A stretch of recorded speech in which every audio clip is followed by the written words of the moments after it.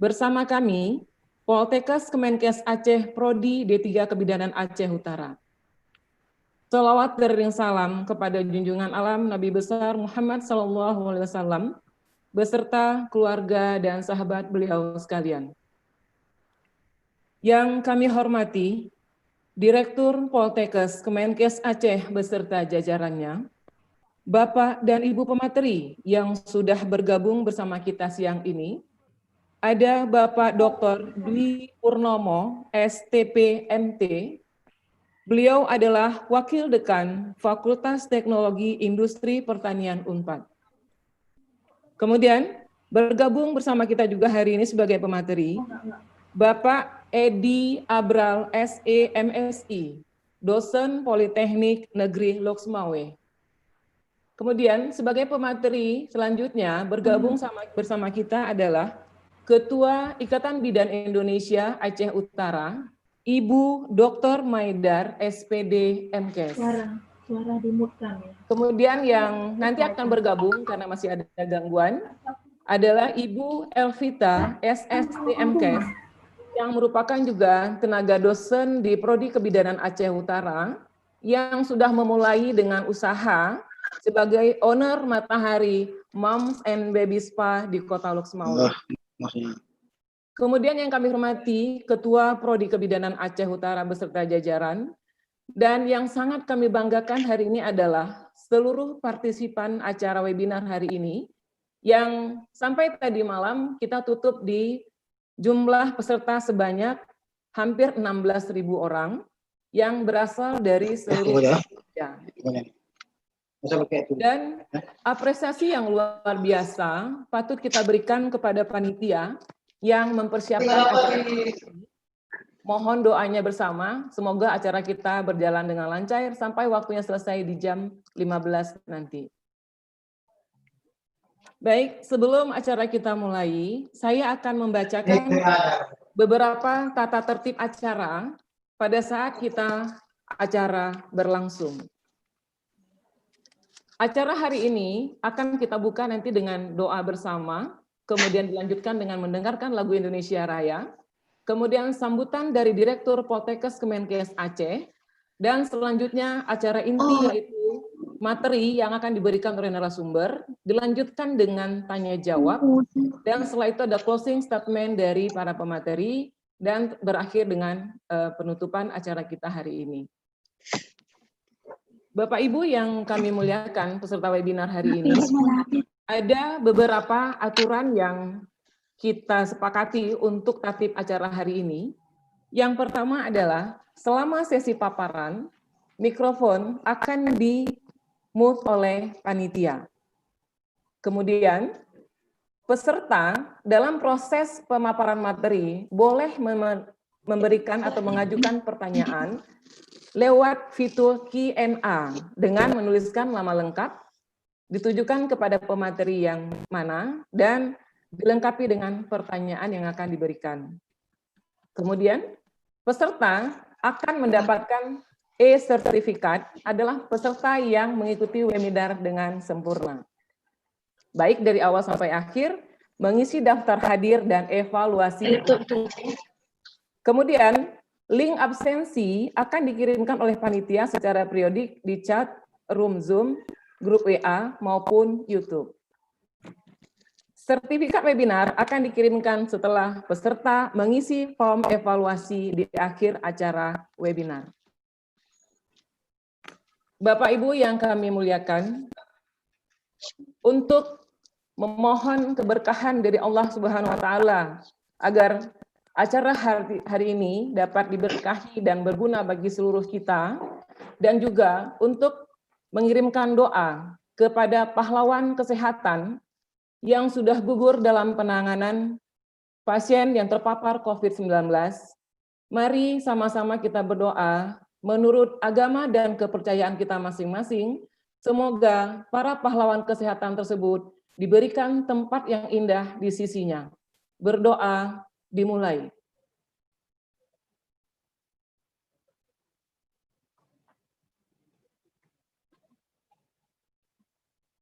Berdoa selesai.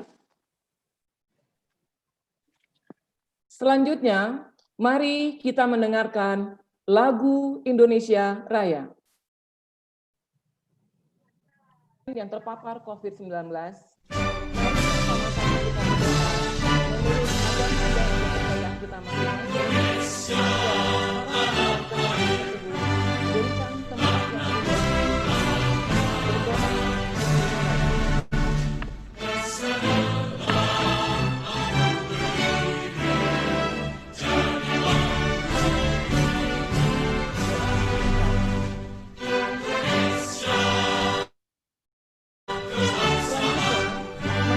Kita mendengarkan lagu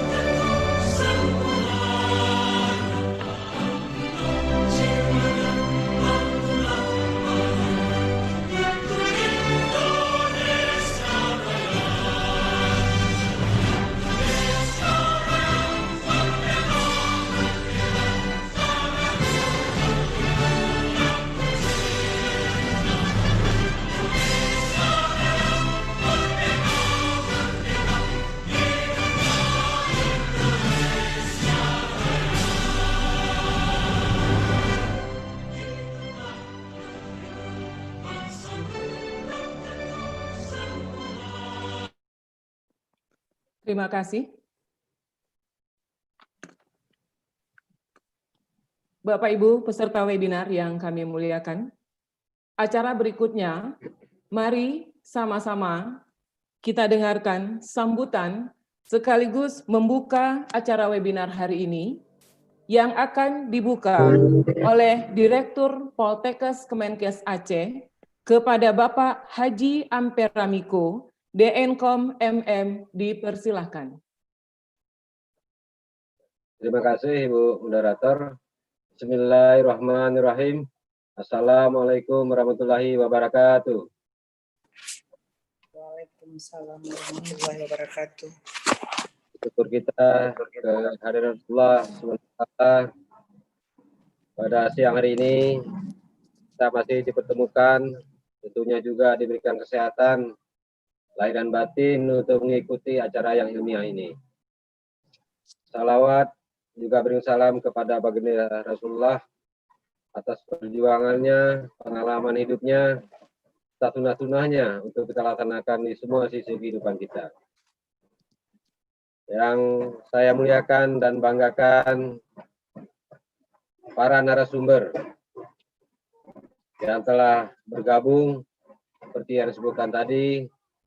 Ada Pak Dwi Purnomo yang jauh di pulau terpisah dengan pulau kita. Kemudian Pak Edi dari Politeknik Osmawe, serta Dr. Maidar dari Ikatan Bidan Indonesia, cabang Aceh Utara. Para panitia dan pelaksana semuanya, terima kasih atas dedikasinya untuk melaksanakan seminar ilmiah atau seminar nasional pada hari ini. Selanjutnya, Ketua Program Studi Bidanan Aceh Utara yang telah menginisiasi dari awal kegiatan ini bersama dengan Ketua Jurusan Kebidanan turut menyiapkan penyelenggaraan kegiatan ini. Untuk itu, untuk semuanya, saya ucapkan bangga saya dan terima kasih atas perjuangannya, ya, sehingga tadi kita telah mendengarkan laporan dari panitia, tentunya juga kewajiban kita mendengarkan lagu kebangsaan kita. Terima kasih. Saya hanya berharap kegiatan ini memberikan kontribusi kepada khususnya alumni-alumni tenaga bidan, sehingga bagaimana nanti peluang dan tantangannya ke depan, ini yang perlu kita dengarkan dari para narasumber, sehingga anak-anak kita, alumni kita, siap untuk bersaing di pasar kerja. Jadi sekali lagi terima kasih untuk ini. Kemudian para peserta seminar nasional yang saya yakini hampir dari seluruh pelosok NKRI. Terima kasih atas atensi para peserta untuk meregister diri untuk mengikuti kegiatan yang ilmiah hari ini.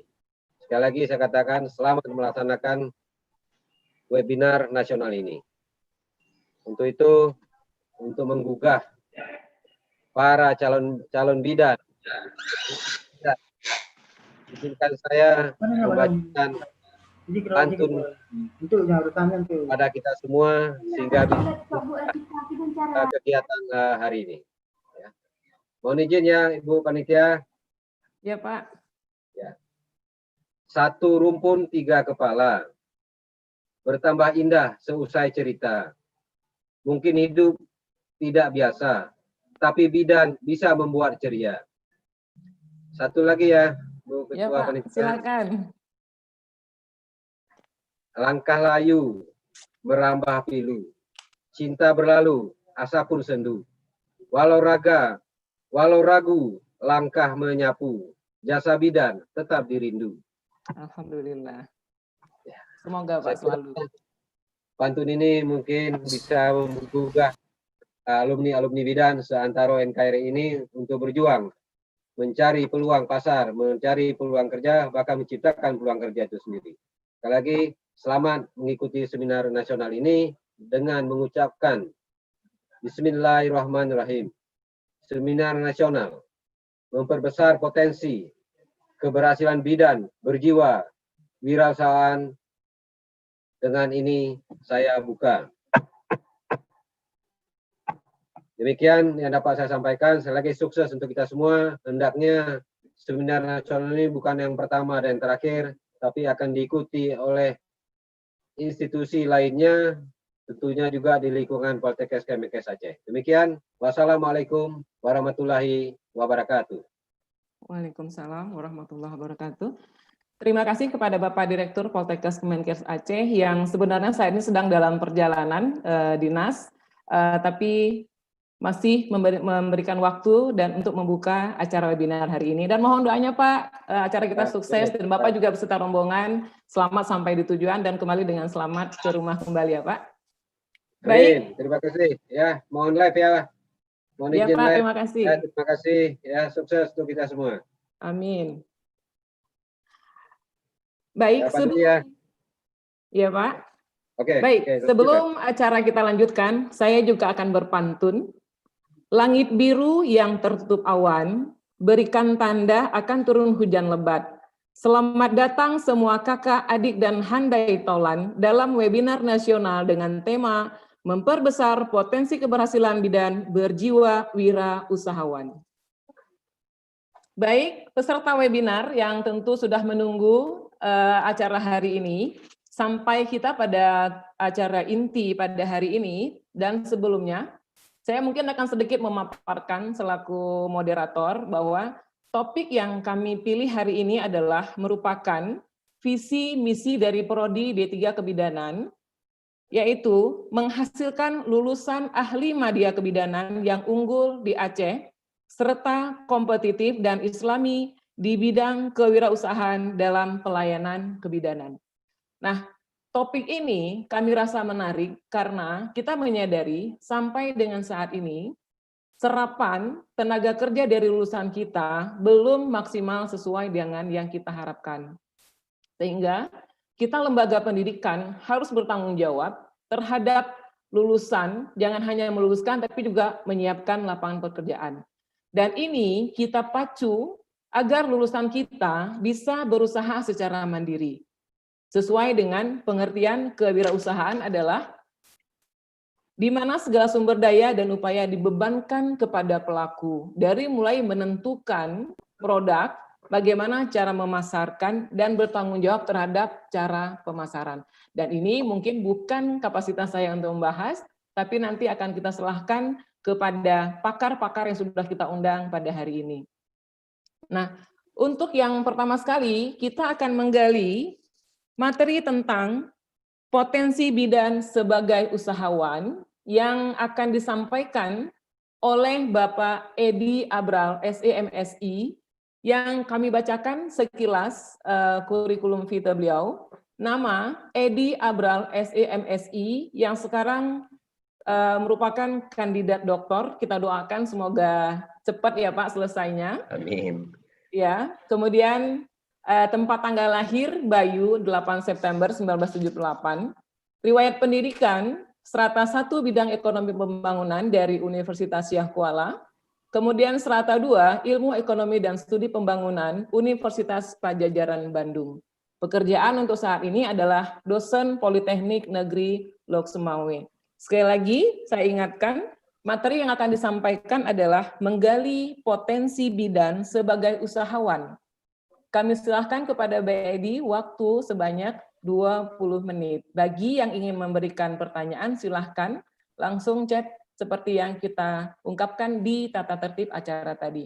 Waktu dan tempat kami persilahkan Pak Edi. Terima kasih Ibu. Assalamualaikum warahmatullahi wabarakatuh. Saya coba share dulu materinya.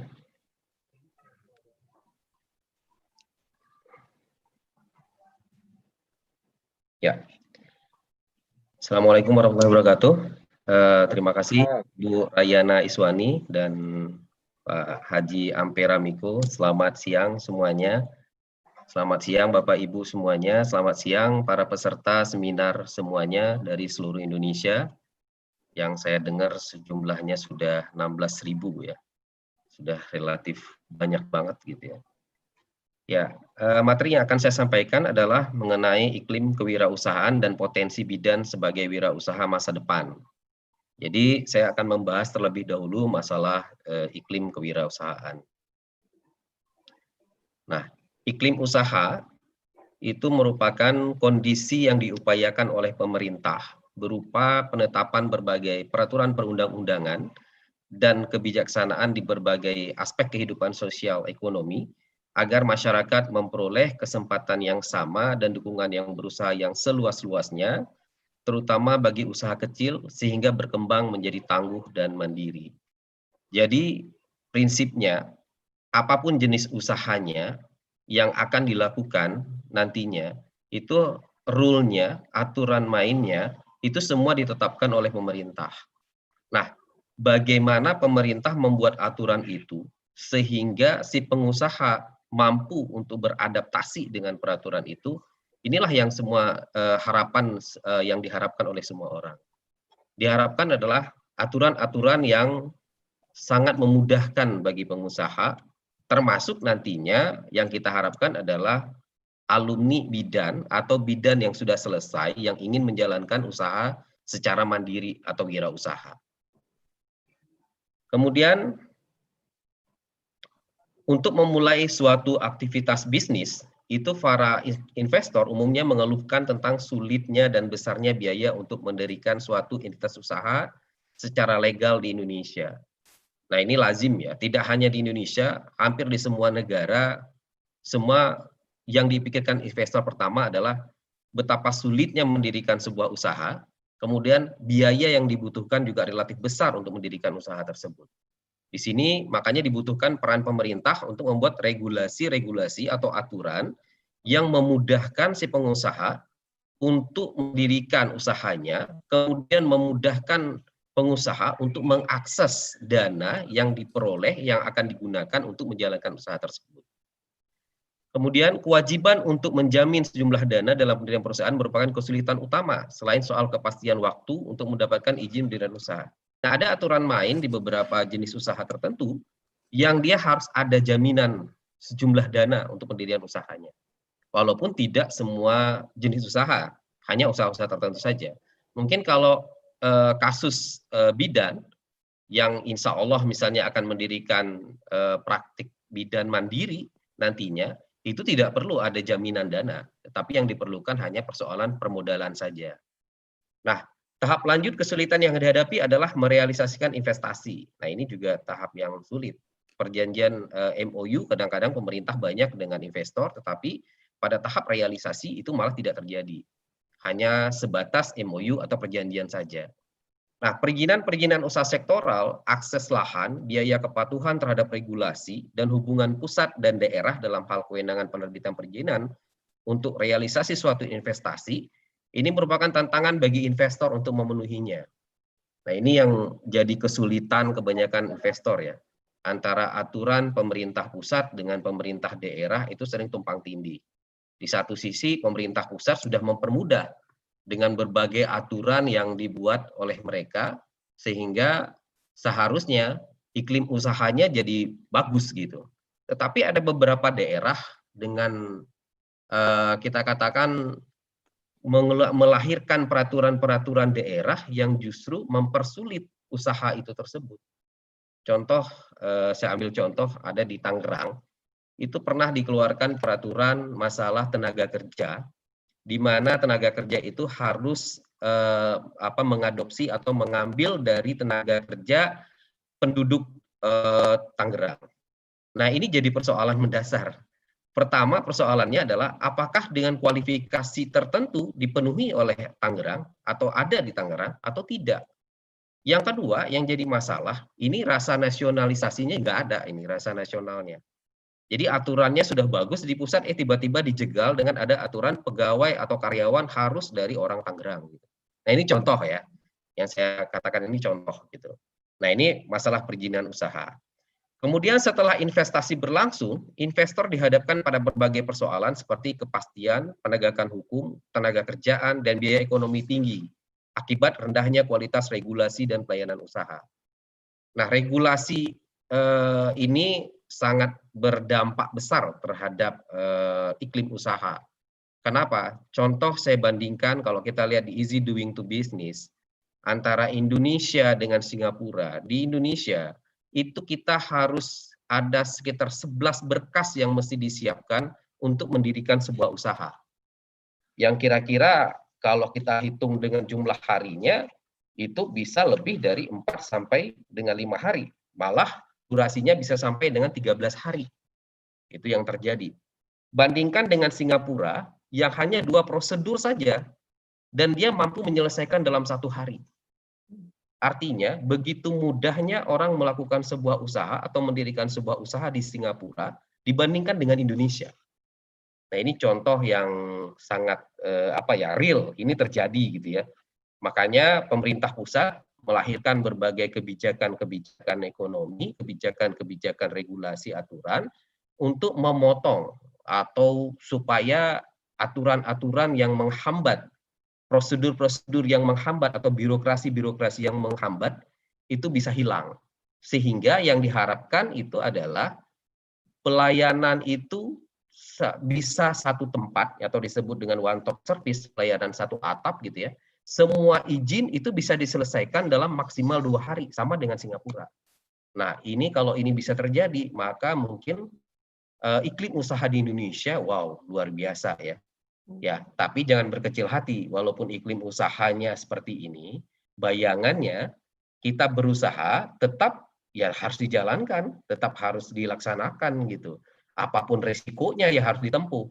Dan saya yakin kalau usahanya hanya sekedar membuka praktik dan sebagainya itu tidak seribet yang saya jelaskan di sini. Ini kan menjalankan usaha bisnis ya.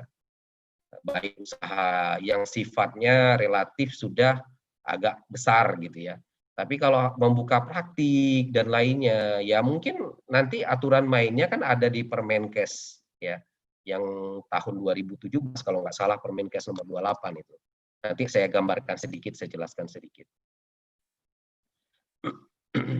Selanjutnya, kalau kita lihat dalam 5 tahun terakhir, Indonesia itu mencatat perubahan yang sangat baik dalam membangun fondasi iklim usaha. Maaf. Hal ini terlihat pada lompatan signifikan peringkat kemudahan berusaha. Jadi dalam kemudahan berusaha atau dalam iklim usaha biasa dikenal dengan easy of doing business. Indonesia ini biasanya bentuknya dilakukan survei oleh World Bank atau Bank Dunia yang survei itu kepada para pengusaha-pengusaha yang menjalankan usaha di negara tersebut. Nah, ini dilaksanakan di hampir seluruh negara. Ya, lebih kurang ada 120 negara yang dilakukan. Pada tahun 2013 dan 2014, peringkat easy of doing business Indonesia itu hanya berada di angka 120. Artinya kita peringkat 120 dari sekian banyak negara itu ya. Ada 190 negara lebih kurang. Pada tahun 2015, peringkat Indonesia melonjak jauh menjadi 106. Jadi dari tadi 120 kemudian naik menuju ke 106. Itu terjadi pada tahun 2015. Pada tahun 2016 naik lagi menjadi ranking 72. Artinya reformasi yang dilakukan dalam bidang birokrasi selama ini, selama dari tahun 2012 atau tahun 2011 sampai dengan tahun 2016 itu bisa dinyatakan berhasil. Kenapa? Karena menaikkan posisi peringkat Indonesia dari dulunya termasuk sulit untuk mendirikan usaha di Indonesia menjadi lebih baik gitu. Dari posisi 120 menjadi posisi 72. Namun pada tahun 2018 sampai sekarang, maaf, tahun 2019 ini turun. Ya, peringkat kita turun dari 72 menjadi 73. Namun yang perlu diingat, turun ini peringkat. Namun secara poin, poin yang dikumpulkan dari beberapa indikator yang digunakan, kita naik. Hanya peringkatnya turun. Karena memang kita harus akui bahwa ada beberapa negara yang perubahannya sangat signifikan.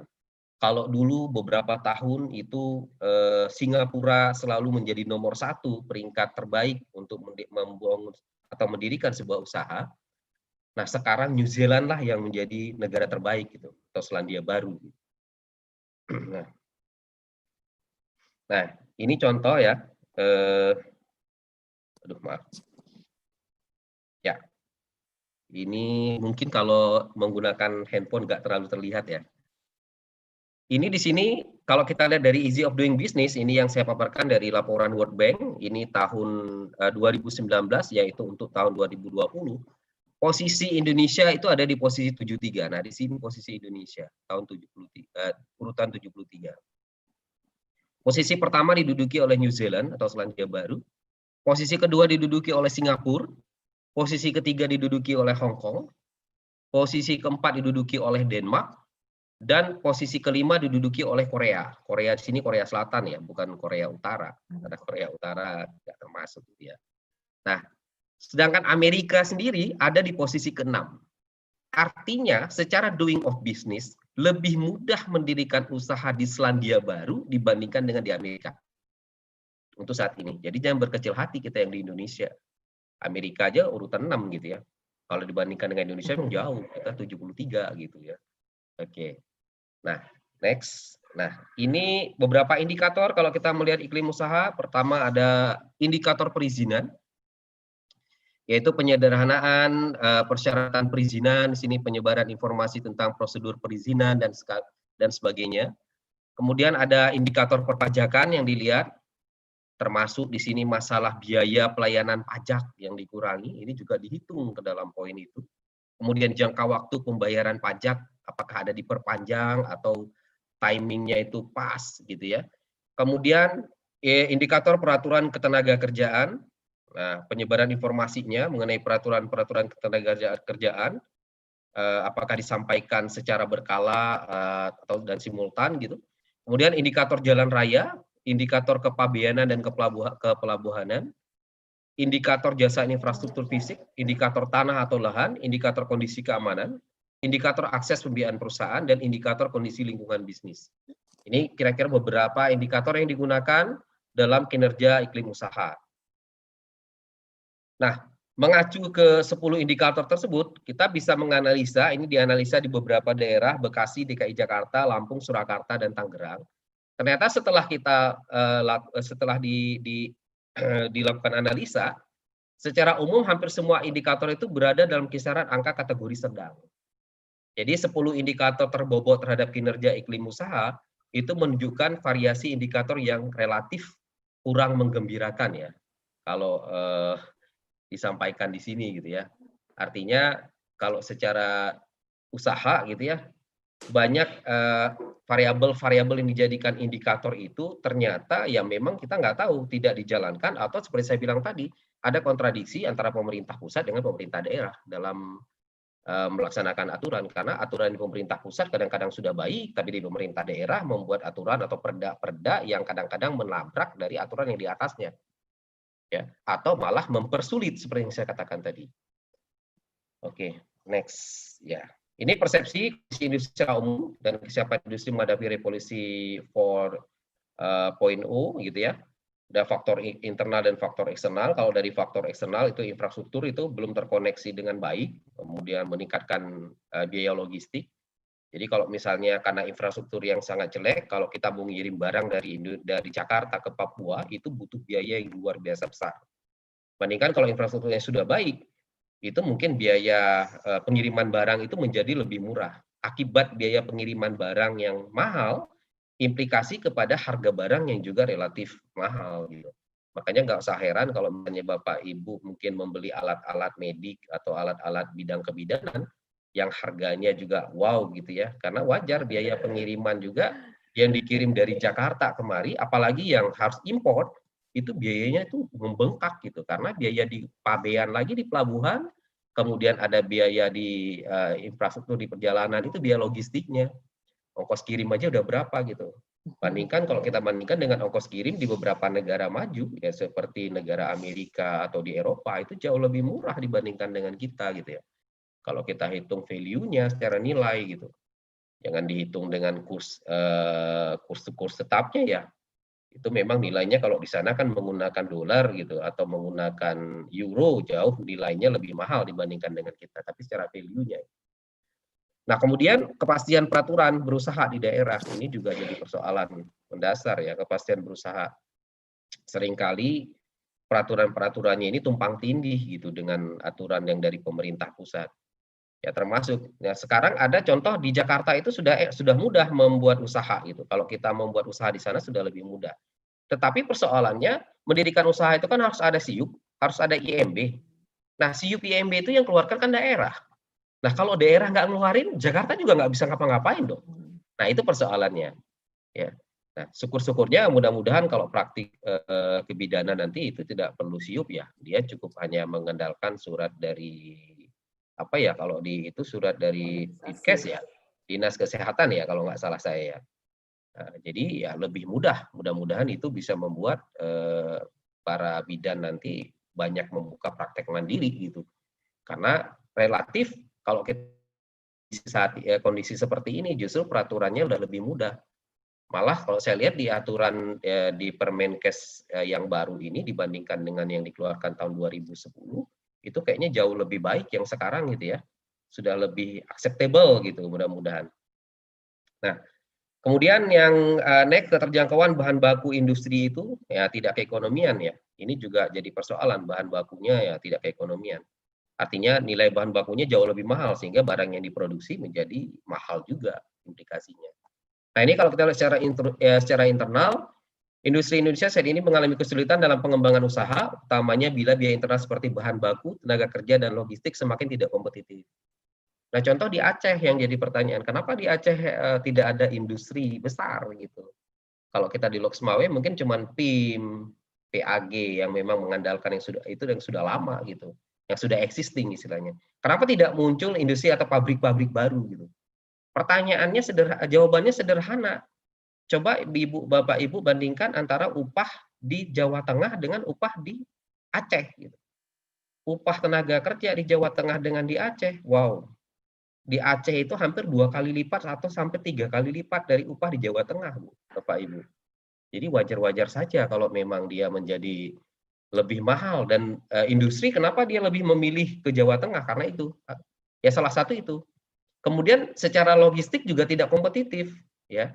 Artinya biaya pada saat dia mengirimkan barang kalau dibandingkan dengan posisi di Jawa Tengah atau dengan di Aceh, biaya logistik akan jauh lebih mahal kalau di Aceh. Nah, kalau pemerintah Aceh memperbaiki ini, mungkin insya Allah industrinya akan masuk dengan sendirinya. Jadi kalau saya ditanya sekarang, kenapa industri nggak masuk di Aceh? Bukan alasan nomor satu, itu bukan alasan keamanan lagi. Tetapi yang namanya industri itu realistis. Mereka yang penting apa? Profitnya gede enggak? Cost yang dikeluarkan besar enggak? Pada saat cost dikeluarkan besar, otomatis profitnya akan tertekan, akan kecil gitu. Implikasinya apa? Dia mendapatkan labanya jadi tidak terlalu maksimal. Maka dia akan mencari tempat yang kira-kira dia bisa mendapatkan keuntungan yang maksimal gitu. Itu contohnya gitu ya. Nah, kemudian biaya lalu lintas barang input. Nah, ini juga jadi persoalan. Kesediaan lahan yang semakin terbatas. Nah, kita juga harus pahami.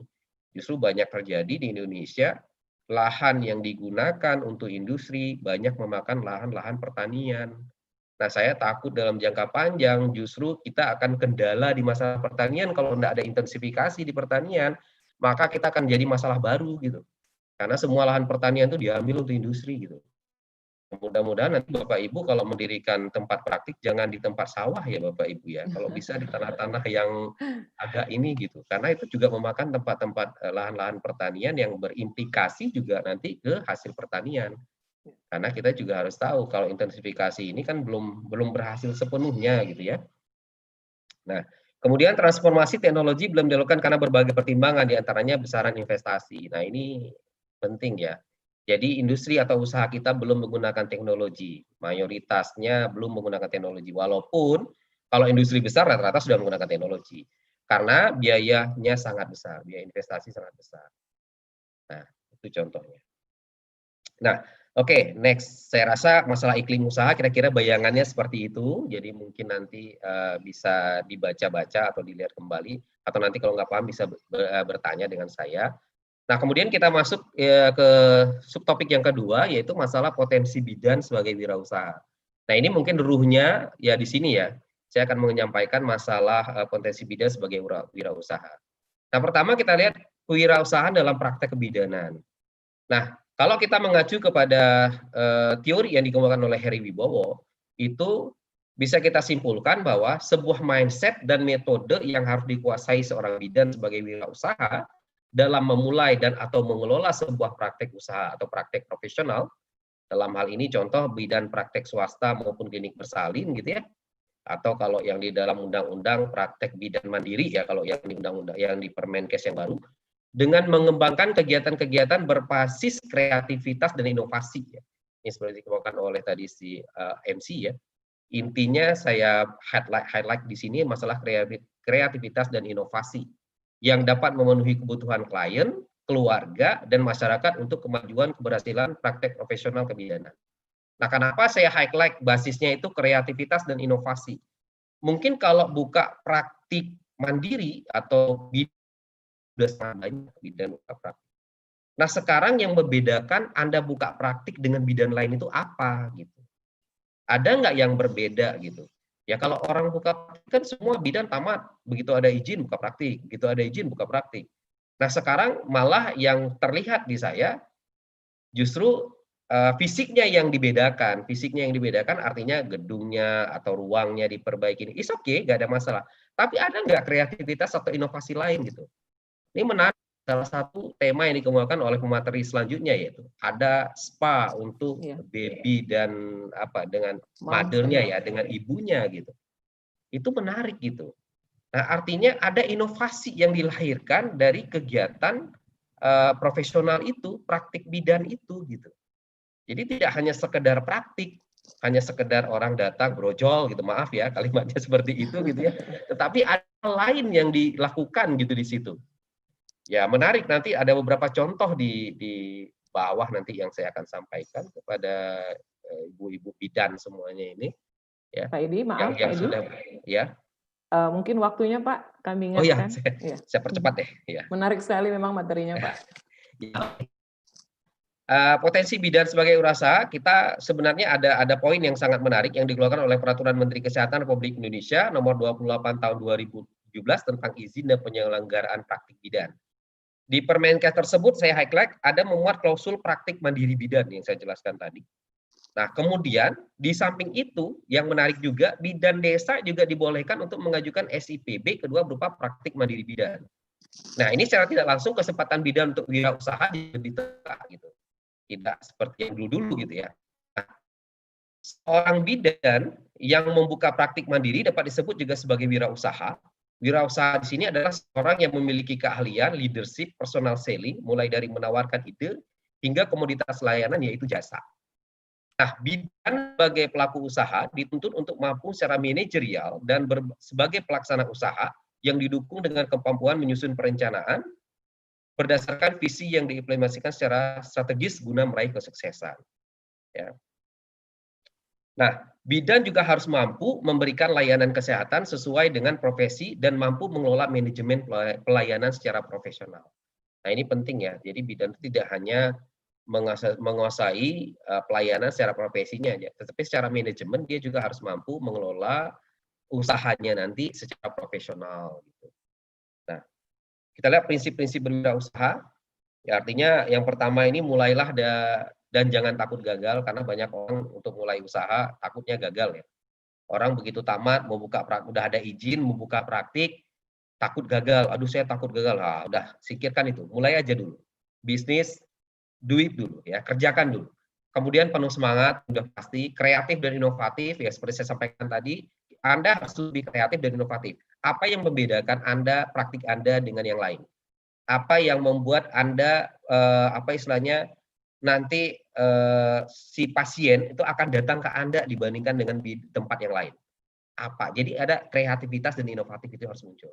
Kemudian sabar, tekun, tabah, optimis. Kemudian membangun relasi dan network dengan sesama wirausahaan. Nah, kalau dalam bidang Anda mungkin networknya adalah bergabung ke asosiasi bidan, Bu ya. Ya. Asosiasi bidan, saya enggak. Ikatan Bidan atau asosiasi itu, Bu? Ikatan Bidan Indonesia. Ikatan Bidan Indonesia atau IBI. Itu juga network ya. Yang seharusnya memang dilakukan gitu. Artinya kalau ada hal-hal yang baru atau ada masalah temuan terbaru di masalah kebidanan, Anda bisa cepat mendapatkan informasi gitu. Kemudian bertindak dengan penuh perhitungan gitu ya. Ya. Dan pantang menyerah, ambisius, peka terhadap pasar, artinya perubahan pasar itu Anda harus paham ya, kondisi gini nih lagi Covid ini gimana, apa yang harus dilaksanakan, itu bagaimana langkahnya gitu ya. Kemudian berbisnis dengan standar etika, mandiri, jujur, dan peduli terhadap lingkungan yang merupakan modal penting dalam mencapai kunci sukses wirausaha. Ya mungkin bahannya nanti saya sampaikan aja, bisa di copy Bu. Ya, terakhir mungkin dari saya, ya terakhir dari saya, closing saya menampilkan ada 2 tokoh bidan sebagai wirausaha yang saya kutip, ya, yang mungkin ibu-ibu semua udah tahu ini mah, tapi saya nggak tahu yang peserta ini apa udah tahu atau ada lewat atau gimana gitu ya. Yang pertama ada Bu Yesi Aprilia, saya nggak kenal dengan beliau, tapi saya kutip dari beberapa berita yang ada gitu ya. Itu Bu Yesi Aprilia itu adalah seorang bidan atau dosen dan pelatih Gentle Birds di Indonesia. Nah, ini menarik, dia punya klinik bidan kita yang melayani proses melahirkan menggunakan prinsip perawatan ibu dan bayi serta Gentle Birds. Ya, kenapa saya ambil ini? Karena ini inovatif ya. Kalau menurut saya ini karya yang kreatif dan inovatif.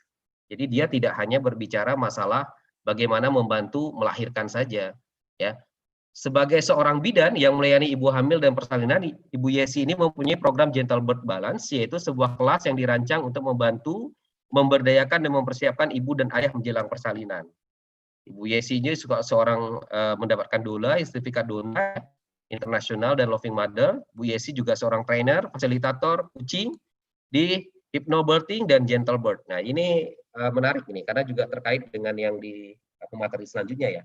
Ada hypnobirthing ya kalau nggak salah saya lihat. Ya. Nah, selain Bu Yesi ada yang kedua Bu Wiwi Mutmainnah. Ya, ini mungkin yang menciptakan alat ya yang biasa digunakan untuk model wanita yang melahirkan. Jadi mungkin ini aja Bu yang kira-kira bayangannya yang akan saya sampaikan. Mohon maaf kepada peserta karena waktunya saya tidak bisa menyampaikan semuanya tadi. Saya kembalikan kepada Ibu. Assalamualaikum warahmatullahi wabarakatuh. Waalaikumsalam. Terima kasih Pak Edi Abral yang luar biasa materinya Pak. Cuman karena waktu kita ya Pak hanya 20 menit, ini pun sudah agak terlewat sedikit. Tapi banyak hal sebenarnya yang perlu didiskusikan, termasuk misalnya aturan atau regulasi-regulasi yang Bapak katakan tadi. Kita ketahui kan Bapak Presiden kita Pak Jokowi selalu mengatakan, ayo coba aturan itu jangan dipersulit, dipergampang. Jadi investor masuk atau segala macam. Mungkin termasuk kita bidan juga ya Pak, aturannya jangan terlalu banyak sehingga kita jangan langsung surut pada saat kita mau membuka usaha, kita mikir dulu nih apa yang dibuka dulu nih, kemudian mikir lagi aduh dananya dari mana. Jadi hal-hal ini mematahkan semangat kita semuanya. Tapi dengan pemaparan hari ini mudah-mudahan membuka wawasan bagi tenaga-tenaga bidan atau lulusan-lulusan kita Pak, bagaimana seharusnya melakukan menjadikan diri sebagai seorang usahawan ya Pak. Oke. Terima kasih Pak. Nanti yang bagi peserta yang akan menanyakan silakan langsung. Ini ada pengumuman dari panitia. Untuk link absensi sesi pertama sudah ditutup, tapi nanti kita akan buka lagi di sesi yang kedua. Terima kasih Pak, kita tetap bersama untuk nanti mungkin ada pertanyaan-pertanyaan dari peserta yang ditujukan kepada Bapak. Oke, untuk waktu selanjutnya, karena kita mengejar waktu yang hanya sampai jam 15, di sesi kedua, kita akan menampilkan seorang ibu yang cantik, yang juga sudah membuka diri sebagai seorang usahawan di bidang spa baby, ya, kepada Ibu Elvita, SSTMKes, yang akan memaparkan tentang peluang usaha bidan dalam pelayanan kesehatan ibu dan anak. Silakan kepada panitia untuk menampilkan Ibu Elvita.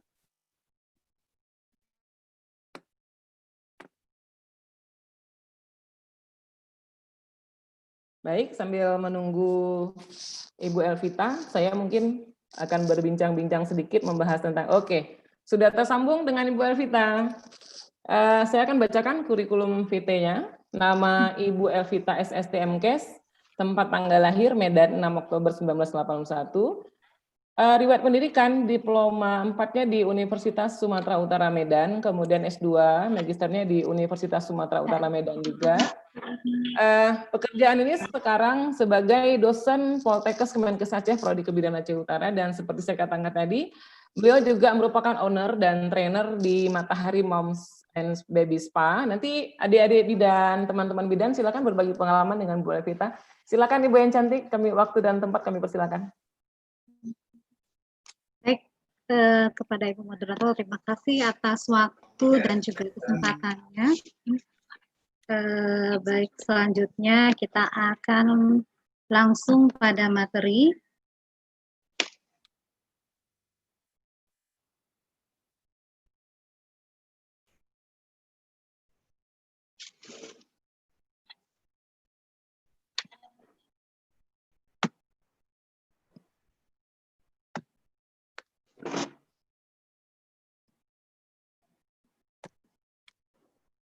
Iya, silakan Bu Elvita, sudah ada. Baik, kita akan berbicara beberapa menit ke depan terkait tentang peluang usaha bidan dalam bidang kesehatan ibu dan anak. Ini merupakan pengalaman saya sendiri yang akan saya coba bagikan dengan teman-teman lain ya. Yang pertama yaitu kita berbicara tentang bidan sebagai social entrepreneur, di mana karakteristik seorang entrepreneur ini yaitu social entrepreneur itu sudah ada pada profil bidan sendiri, yaitu kerja bidan selama ini terkait dengan manfaat nyata yang dirasakan oleh masyarakat terkhusus kepada ibu, wanita, bayi, anak. Nah, kemudian lagi untuk peranan social entrepreneur ini sendiri tercipta dari 3 elemen. Yang pertama, jika social entrepreneur ini terjadi, maka akan membuat ruang terbuka untuk menciptakan pekerjaan. Jadi bidan nggak harus terfokus pada klinik persalinan saja.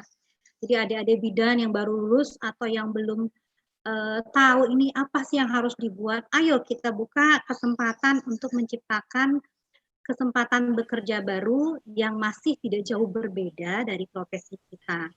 Nah, tentunya hal ini harus diimbangi dengan inovasi dan kreasi, seperti yang sesaat Pak Edi jelaskan tadi, bahwasanya untuk bidang baru kita perlu berinovasi dan berkreasi, sehingga akan ada hasil produk yang baik yang bisa dirasakan manfaatnya oleh masyarakat. Kemudian jika produk tersebut diterima, maka ini akan menjadi modal sosial di profesi itu sendiri untuk bisa mengembangkan ke hal lain. Nah, kemudian kalau kita ketahui profesi bidan ini kan amat mulia dipandang di lapisan masyarakat. orang yang selalu di samping ibu pada saat merenggang nyawa. Nah, kalau yang dulu itu kan tingginya angka kematian baik ibu ataupun bayi, di mana yang mendampingi adalah dukun-dukun yang tanpa ada latar belakang. Nah, sekarang dengan begitu banyak dibuka pendidikan, pelatihan, dan lain sebagainya, ini bidan mendapatkan tempat tertinggi di hati masyarakat untuk bisa mendampingi ibu-ibu dalam kondisi yang amat riskan. Sehingga peluang ini tadi yang memunculkan kita bahwasanya bidan itu punya kok bisa untuk membuka hal lain terkait dengan profesinya, tetapi mungkin jalurnya agak kita buka ke kewirausahaan sendiri. Nah, untuk bidan sebagai entrepreneur, ini adalah perkembangan zaman ya, jadi tidak terfokus pada satu hal saja, di mana masyarakat sudah melek dengan masalah kesehatan, di mana masalah kesehatan ini sangat kompleks sesuai dengan peminatan ataupun keinginan masyarakat terkait dengan bagaimana sih cara meningkatkan, mempertahankan masalah kesehatan menjadi lebih optimal. Apalagi sekarang dalam kondisi wabah seperti ini. Nah, untuk itu, ini adalah cakupan peran bidan. Jadi bidan diharapkan lebih meningkatkan kerja dan tanggung jawabnya, salah satunya mungkin sebagai ujung tombak untuk membuat masyarakat bergerak bagaimana cara untuk lebih mengoptimalkan masalah kesehatan dengan salah satunya pendekatan agent of change, jadi merubah perilaku hidup sehat supaya yang tadinya baik menjadi lebih sempurna dan lebih optimal. Nah, bagaimana ya caranya bidan sebagai social entrepreneur? Yang pertama, ketiga hal ini tadi memang sudah dilakukan oleh profesi bidan. Nah, kita hanya mengkombin saja bahwasanya menggerakkan masyarakat untuk tetap selalu menganut pola hidup sehat. Nah, ini kan memang sudah tugas sejatinya bidan. Kemudian memberdayakan masyarakat dalam bidang kesehatan dan juga mengoptimalkan derajat kesehatan.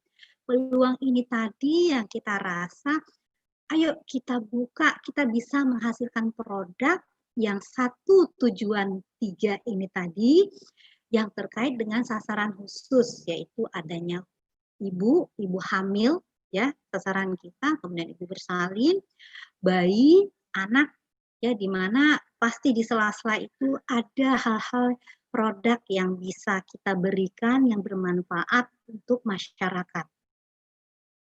Oke, nah yang sudah saya lahirkan kepada kawan-kawan yaitu saya sudah membuka khususnya terkait spa ibu dan anak. Jadi kalau kita cerita tentang perawatan, mungkin di beberapa waktu yang lalu perawatan ini sepertinya konsumsi orang dewasa.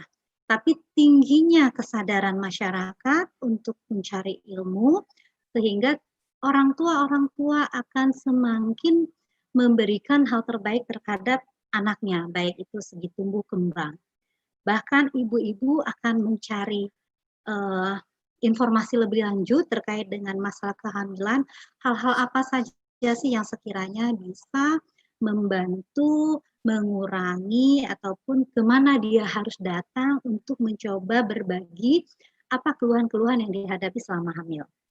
Nah, kalau kita lihat peluang ini tadi, mungkin di kota-kota besar itu sudah banyak, sudah rasanya sudah memang permintaan pasaran seperti itu. Nah, tapi kalau di kota-kota tertentu yang agak lebih kecil, mungkin peluang ini masih banyak, masih berkembang. Jadi ayo teman-teman bidan yang ingin berwirausaha, kita lihat peluang ini tadi. Sepertinya masih ada kesempatan. Menjadi pelopor bagi kita teman-teman semuanya. Kalau kita lihat pangsa pasar, yang tadinya kelas menengah ini sudah merambah ke kelas yang lebih ke bawah. Karena animo orang tua yang ingin memberikan terbaik bagi putra-putrinya. Nah, kalau dulu kita mengenal yang namanya pijat tradisional dan lain segalanya. Nah, kalau itu kan belum ada teruji ataupun belum ada pengakuan sertifikasi yang mengajarkan tentang keterampilan atau terkait dengan tumbuh kembang tersebut. Nah, dengan adanya kondisi iklim seperti itu merupakan satu strategi persaingan usaha yang baik. Nah, dari segi marketingnya sangat bagus, tidak banyak persaingan, dan keuntungan ataupun yang bisa kita dapatkan dari jasa tersebut yang sudah saya rasakan mungkin ya agak baik ya. Jadi ini menambah semangat untuk kita berusaha memberikan kualitas produk yang lebih baik. Kemudian untuk strategi bisnis, tentunya yang namanya usaha baru itu kita perlu memberikan sesuatu jasa ataupun produk yang berbeda lah. Jadi menarik ataupun membuat konsumen lebih tertarik. Ada apa sih di tempat produk yang kita jual begitu. Nah, juga harus diimbangi dengan terapis yang berkualitas. Alhamdulillah bidan itu diberikan dasar ilmu-ilmu terkait dengan masalah kesehatan. Itu sudah merupakan modal utama yang harus dikuasai. Kemudian kita hanya membalancekan, mengkombin dengan adanya keterampilan baru yang memiliki seni, di mana ini bisa kita dapatkan lewat pelatihan-pelatihan yang dilakukan. Kemudian kita akan dapatkan pengakuan yang berkualitas. Itu menjadi dasar kita untuk memberikan jasa ataupun produk. Kemudian penggunaan bahan-bahan yang aman. Karena kan sasarannya khusus. Ada bayi, ada ibu hamil yang memang melewati fase tumbuh kembang yang khusus, tidak sama seperti yang manusia lain gitu ya. Jadi perlu bahan-bahan pendukung yang memang berkualitas sehingga begitu mereka merasakan dampaknya bahwasanya oh ini adalah hal positif yang mengurangi rasa yang tidak enak ataupun mendukung proses tumbuh kembang.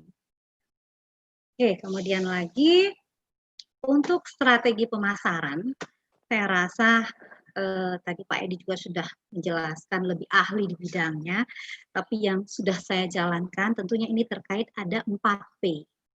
Produk yang akan kita coba jual. Produk ini harus memang diterima di masyarakat. Ya, memang dalam arti kata masyarakat membutuhkan dan merasakan manfaatnya. Di produk itu harus dikemas memang sesuai dengan keamanan, tingkat kebutuhan yang memang diinginkan oleh masyarakat itu sendiri. Kemudian ada price, harga, ya tentunya kita harus melihat kondisi lingkungan yang ada. Kita sesuaikan dengan kondisi, sehingga daya jangkau masyarakat itu bisa untuk mendapatkan produk yang kita coba jual tadi.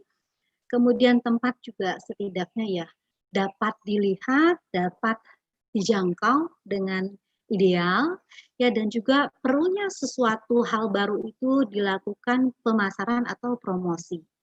Jadi produk kita dapat diperkenalkan, dapat diketahui oleh lapisan masyarakat sehingga mereka bisa tahu di mana tempat harus mencoba ataupun ada rasa keinginan untuk mencoba produksi yang kita lakukan tadi. Nah, terkait dengan mom dan baby spa ini adalah bukan hal baru saya rasa. Karena ini juga merujuk pada pelayanan Bu Elvita, saya mengingatkan waktu ya. Ya Bu, ya terima kasih. Jadi ini merupakan kombinasi dari pelayanan kesehatan dan perawatan, ya terdiri dari promotif dan preventif. Jadi ini merupakan bukan hal baru bagi bidan. Ya, cuman kita kombinasi dengan adanya terapi-terapi lain seperti terapi air, pijat, dan aromaterapi. Oke, nah untuk spa ibu hamil itu sendiri ya banyak manfaatnya. Jadi ibu-ibu bisa menjelaskan kepada ibu-ibu yang sedang mengalami proses kehamilan bahwasanya ada beberapa hal yang terjadi di mana kombinasi hormon seorang wanita itu akan terjadi perkembangan dan perubahan sehingga akan menimbulkan beberapa hal. Jadi dengan spa ibu tadi ada 4 hal yang memang nyata-nyata bisa dirasakan oleh seorang ibu dan manfaat ini bisa dia rasakan jika dia melakukan spa pada saat kehamilan.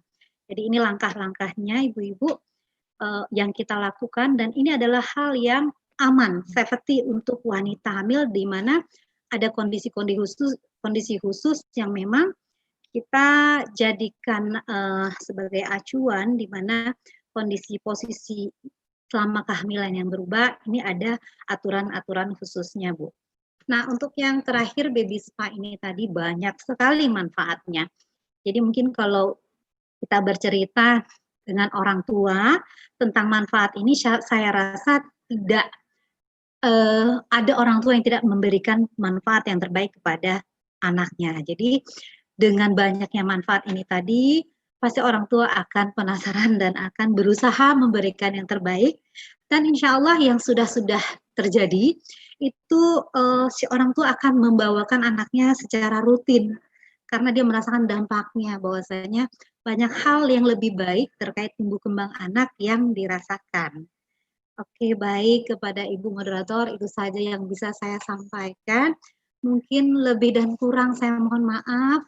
Banyak hal yang menjadi kekurangan saya. Wabillahi taufiq wal hidayah. Wassalamualaikum warahmatullahi wabarakatuh. Waalaikumsalam. Terima kasih kepada Ibu Elvita yang hari ini sudah menyampaikan materi tentang peluang usaha bidan dalam pelayanan kesehatan ibu dan anak. Setuju sekali, sekarang ini trennya bukan hanya kaum ibu saja yang melakukan perawatan, tapi dari mulai bayi, ibu-ibunya sudah mengajarkan bayinya untuk menjalani perawatan. Nah itu tadi mungkin teman-teman bidan, adik-adik bidan bisa mengambil pengalaman yang dari Bu Elvita. Nanti kalau ada yang mau bertanya langsung boleh, silakan nanti setelah sesi acara selesai dan kontak pribadi atau japri saja Ibu Elvita. Karena waktu yang tidak bisa, karena waktu yang tidak memungkinkan untuk kita memberikan waktu lebih lama kepada Bu Elvita.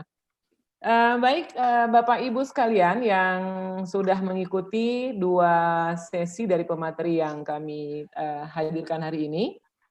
Nanti juga ada testimoni dari lulusan Akademi Kebidanan Pemkab Aceh Utara, karena dulu kami merupakan Akademi Kebidanan di bawah Pemda yang kemudian bergabung dengan Poltekkes di tahun ajaran 2019-2020. Nah, ada beberapa lulusan kami yang memang sudah membuka usaha sendiri, dan kemudian ada beberapa dosen sebenarnya yang juga sudah membuka usaha sendiri, walaupun sudah menjadi dosen dan pegawai negeri misalnya, tapi tetap mengembangkan upaya pelayanan kebidanan. Di sini ada Ibu Elvita, kemudian ada juga teman kami Ibu Erlina yang sudah membuka hypnobirthing di rumah, dan itu merupakan salah satu pelayanan andalan yang dilakukan. Jadi ada beberapa dosen sebenarnya di tempat kami yang sudah melakukan inovasi-inovasi dalam pelayanan kebidanan.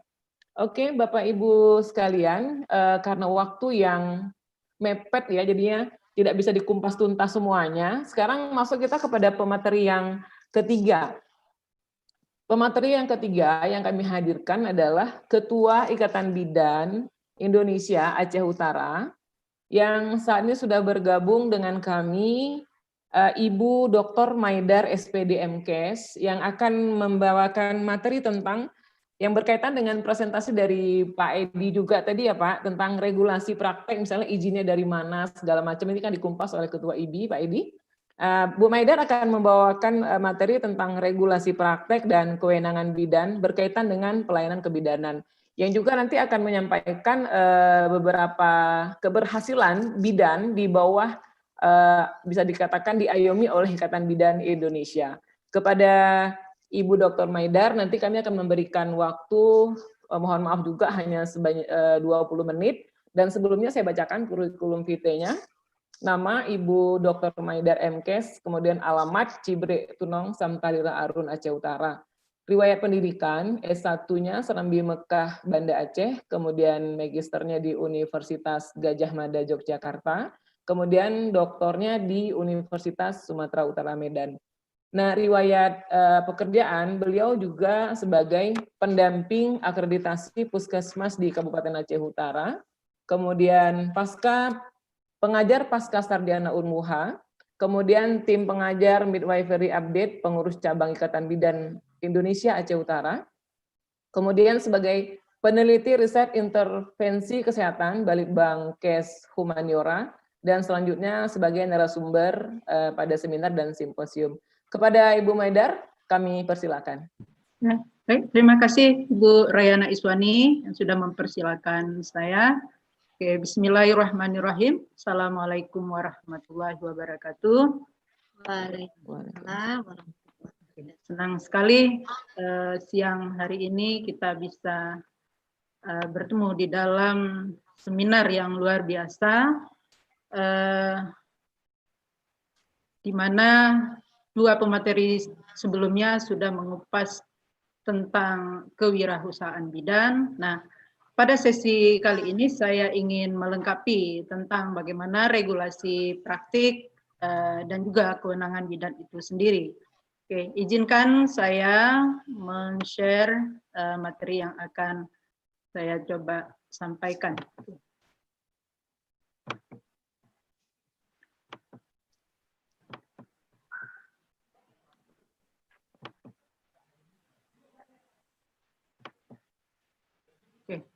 Baik, sekali lagi saya menyapa partisipan yang sudah bergabung pada webinar hari ini dan juga apresiasi kepada seluruh panitia penyelenggara kegiatan webinar pada hari ini dan juga kepada seluruh narasumber yang sudah berkontribusi dalam kegiatan kita. Oke, baik, saya akan melengkapi webinar kita pada hari ini dengan topik regulasi praktik dan kewenangan bidan berkaitan pelayanan kebidanan. Bahagia sekali melalui webinar ini saya bisa berbagi, memberikan pandangan bagaimana mendorong teman-teman bidan untuk membangun usaha, terutama usaha memberikan pelayanan kepada masyarakat, khususnya pelayanan kebidanan.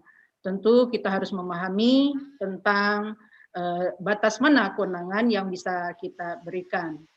Baik, lingkup pembahasan yang akan kita diskusikan pada siang hari ini adalah yang pertama kita coba mereview kembali tentang regulasi izin dan penyelenggaraan praktik bidan, yaitu pada Permenkes 28 tahun 2017, di mana tadi juga sudah disinggung oleh pemateri pertama. Kemudian juga untuk melengkapi tentang pembahasan regulasi ini, kita perlu memahami juga tentang batas-batas kewenangan bidan. Nah, berkaitan dengan tema yang kita angkat pada hari ini, tentu sebuah tantangan dan peluang bagi bidan sebagai wirausahawan. Baik, saya mengawali tentang topik yang pertama, yaitu regulasi izin dan penyelenggaraan praktik bidan, di mana tujuan daripada kebijakan ini, ya, sebagaimana tadi sudah disampaikan juga oleh pemateri sebelumnya, bahwa regulasi tersebut tujuannya adalah untuk melindungi masyarakat penerima pelayanan kesehatan. Itu di mana kita ketahui bahwa bidan memberikan pelayanan kepada ibu dan juga bayi, termasuk juga keluarga. Nah, di sini ditekankan bahwa setiap tenaga kesehatan yang akan menjalankan praktik keprofesiannya, nah khususnya kita profesi bidan, harus memiliki izin sesuai dengan ketentuan peraturan perundang-undangan. Nah, bidan merupakan tenaga kesehatan yang memiliki kewenangan untuk menyelenggarakan pelayanan asuhan kebidanan sesuai dengan bidang keahlian yang dimiliki. Nah, ini tentu sangat sesuai dengan undang-undang tentang tenaga kesehatan. Nah, para partisipan sekalian, nah, tentang bagaimana izin dan penyelenggaraan praktik bidan sudah pernah diterbitkan pada tahun 2020, yaitu Permenkes 1464. Kemudian untuk menyesuaikan dengan kebutuhan saat ini dan juga menyesuaikan dengan perundang-undangan yang lebih tinggi, sehingga dilakukan perubahan, ya, sehingga lahirlah Permenkes Republik Indonesia, yaitu Peraturan Menteri Kesehatan Republik Indonesia Nomor 28 Tahun 2017, yaitu tentang izin dan penyelenggaraan praktik bidan.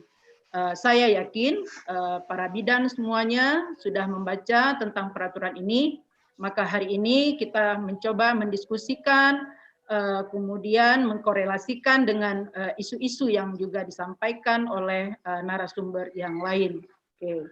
Baik, selanjutnya kita juga akan melihat bagaimana kewenangan bidan itu sendiri. Nah, di sini berdasarkan Permenkes 28 tahun 2017 ya, yang menyatakan bahwa surat izin praktik bidan ya, atau yang disingkat dengan SIPB, Ya, itu merupakan bukti tertulis yang diberikan pemerintah daerah, ya, pemerintah daerah kabupaten kota kepada bidan sebagai pemberian kewenangan untuk menjalankan praktik kebidanan. Nah, berdasarkan penekanan ini, maka bagi bidan yang belum memiliki surat izin praktik bidan, ya artinya bidan tersebut belum memiliki kewenangan untuk menjalankan praktik secara mandiri karena tidak memiliki surat izin praktik bidan. Ini adalah contoh surat izin praktik bidan yang dikeluarkan oleh lembaga perizinan terpadu di Kabupaten Aceh Utara kepada salah seorang bidan yang hari ini juga akan kita promosikan. Menurut kami beliau sudah menunjukkan jiwa usaha ya di bidang pelayanan kebidanan khususnya terutama dalam konteks kedaerahan di Aceh Utara tentu berbeda dengan apa yang dipaparkan oleh pemateri sebelumnya. Nah, dengan Ibu Elvita tadi mungkin tantangannya kalau di Kota Luk Semawe masyarakat di perkotaan sudah membutuhkan pelayanan kepada baby spa. Nah, khusus kami di Kabupaten Aceh Utara, ya sedikit saya gambarkan di mana Kabupaten Aceh Utara adalah kabupaten dengan desa terbanyak, yaitu berjumlah 852 desa. Di sini masyarakat, ya tingkat mutu yang diinginkan oleh masyarakat itu masih pada tingkat pelayanan kebidanan yang sangat esensial. Tentu bagi teman-teman yang ingin membuka usaha, salah satu kuncinya adalah mempelajari dulu kebutuhan pasar, sebagaimana telah disinggung tadi oleh pemateri pertama dan pemateri kedua. Nah, di sini berbicara tentang kewenangan bidan, tentu payung hukum kita adalah Undang-Undang Republik Indonesia Nomor 4 Tahun 2019 tentang kebidanan, di mana menegaskan juga tentang ya khususnya di sini dijelaskan pada pasal 41 ya ayat 1 dibahas tentang bagaimana kewenangan itu diberikan apabila sudah memenuhi persyaratan tempat. Kemudian pada ayat 2 ditekankan ya persyaratan kompetensi, kewenangan ya kode etik, standar profesi, standar pelayanan profesi serta SOP atau standar pelayanan prosedur itu harus dipenuhi dulu persyaratannya sehingga layak diberikan kewenangan untuk memberikan pelayanan. Tentu secara dokumen ya harus memiliki surat izin praktik bidan yang diterbitkan setelah memenuhi persyaratan-persyaratan tersebut. Baik, kita sedikit memperdalam tentang kewenangan bidan ya sebagaimana dicantumkan dalam Permenkes 28 tahun 2017 tentang izin dan penyelenggaraan praktik bidan. Nah, di sini ada 3 komponen penting. Yang pertama bahwa bidan memiliki kewenangan untuk memberikan pelayanan kesehatan ibu. Nah, di sini lebih ditekankan pada pasal 19. Kemudian bidan juga diberikan kewenangan memberikan pelayanan kesehatan anak ya, terutama silakan nanti membaca kembali pada pasal 20. Kemudian satu lagi kewenangan yang diberikan oleh pemerintah kepada bidan adalah pelayanan kesehatan reproduksi perempuan dan KB. Nah, saya pada kesempatan hari ini juga sangat apresiasi kepada bidan-bidan di seluruh NKRI yang berkomitmen bekerja sama dengan BKKBN untuk mensukseskan Hari Keluarga Nasional ke-27. Alhamdulillah. Teman-teman IBI bekerja sama tadi semuanya ya dengan Bapak Dan Ramil dengan PLKB sudah menyelenggarakan pelayanan kontrasepsi. Tadi ada pemasangan IUD dan juga KDR dan juga pelayanan lainnya. Mudah-mudahan harapan kita semua target yang dicanangkan oleh BKKBN yaitu bisa pada tanggal 29 hari ini, kebetulan juga kita melaksanakan webinar pada Hari Keluarga Nasional, bisa juga mencapai 1 juta pelayanan kontrasepsi. Semoga keluarga Indonesia menjadi keluarga sakinah, mawaddah, warahmah, dan generasi yang akan datang menjadi generasi yang lebih berkualitas. Baik, saya akan memaparkan sepintas apa saja kewenangan pelayanan kesehatan ibu. Nah, tentu di dalam kewenangan tersebut, ya kita diberikan lingkup untuk memberikan konseling pada masa sebelum hamil, antenatal pada kehamilan normal, persalinan normal, ibu nifas normal, ibu menyusui, dan konseling masa antara dua kehamilan. Nah, ini adalah cakupan yang harus menjadi peran bidan itu sendiri. Nah, tindakan apa saja yang menjadi kewenangan kita? Ya, ini dia adalah beberapa tindakan yang diberikan kewenangan kepada bidan. Tentu yang penting saya tekankan pada kesempatan ini, semua tindakan ini harus kita lakukan sesuai dengan standar operasional prosedur.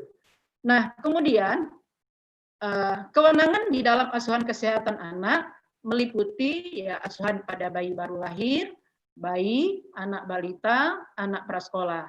Nah, di sini lingkup kewenangan yang diberikan adalah pelayanan neonatal esensial ya, sebagaimana kita ketahui bagaimana melakukan perawatan bayi baru lahir. Nah, bidan juga diberikan kewenangan untuk melakukan penanganan kegawat daruratan, ya, dengan catatan ya selanjutnya harus dilakukan rujukan. Nah, penting di sini perlu dipahami oleh kita semua. Nah, di dalam memberikan rujukan tentu harus dilakukan dulu standar pelayanan dasar yang harus kita berikan sebelum melakukan rujukan. Demi saat kita merujuk bayi tersebut, kondisinya lebih bisa diselamatkan dibanding tanpa melakukan sesuatu, langsung kita rujuk. Kemudian melakukan pemantauan tumbuh kembang bayi, ya, anak balita, anak prasekolah. Nah, ini juga berkaitan dengan Permenkes nomor 66 tahun 2014 ya, tentang pemantauan tumbuh kembang anak. Nah, kemudian juga penting memberikan konseling dan penyuluhan. Baik, selanjutnya apa yang menjadi kewenangan di dalam pelayanan kesehatan reproduksi dan KB ya. Nah, ini ada dua hal yang penting, yaitu penyuluhan dan konseling kesehatan reproduksi perempuan dan KB. Nah, ini bisa kita lakukan jauh sebelum ibu melaksanakan tugas reproduksinya, yaitu sasaran yang paling penting adalah remaja-remaja yang nanti akan menjadi calon ibu. Mana kita ketahui sampai saat ini kita masih berhadapan dengan angka stunting yang cukup tinggi, sehingga harus kita siapkan ya continuum of care yang harus kita dahulukan mulai dari usia remaja. Kemudian juga yang kedua adalah pelayanan kontrasepsi oral, kondom, dan suntikan. Nah, ini penting menjadi catatan. Mengapa hanya pelayanan kontrasepsi oral, kondom, dan suntikan? Ya, ini tercantum di dalam pasal 21. Nah, karena untuk pemasangan IUD dan AKBK itu harus ada si bidan harus memiliki sertifikat dan juga tanda bahwa dia memiliki kompetensi, bahwa dia sudah memiliki sertifikat pelatihan dan juga sertifikat kompetensi untuk melakukan tindakan tersebut. Nah, ini Bu Maidar. Yap. Kami mengingatkan waktu. Ya, baik. Terima kasih, Bu Wani. Oke. Masih sisa berapa waktu, Bu Wani? Sebenarnya 5 menit lagi. Karena ada baik. video lagi ya, Bu. Ya, oke, baik. Nah, di sini penting ya seperti saya sampaikan tadi bahwa bidan juga diberikan pelimpahan kewenangan terutama oleh program pemerintah dan juga khususnya apabila ada tenaga yang melakukan tersebut tidak berada di tempat bidan yang bertugas ya. Nah, tadi saya sudah jelaskan bahwa bidan melakukan tindakan seperti tindakan memasang AKDR dan AKBK itu harus memiliki sertifikat pelatihan dan juga sudah ditetapkan oleh pimpinannya. Oke, baik. Nah, ini juga menjadi hal yang penting berbicara tentang kewenangan ya. Ada kondisi-kondisi tertentu ya dalam rangka menyelamatkan jiwa klien, keadaan yang mengancam nyawa, maka bidan bisa melakukan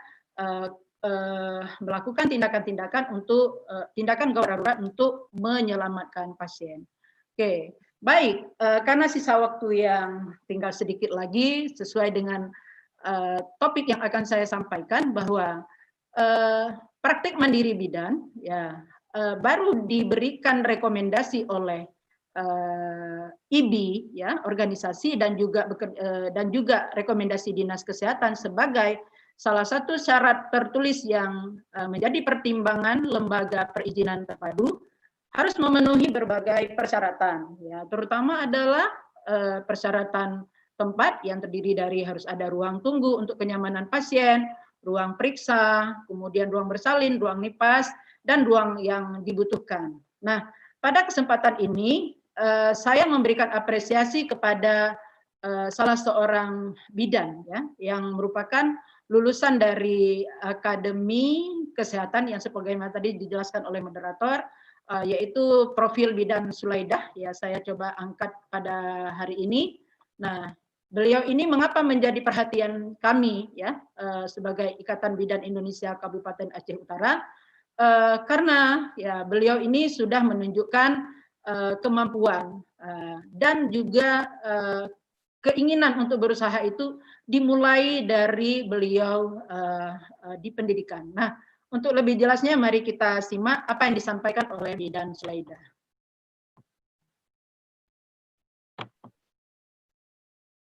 Terima kasih. Perkenalkan, nama saya Sulaidah HMK, atau masyarakat lebih mengenal saya dengan sebutan Bidan Amoy.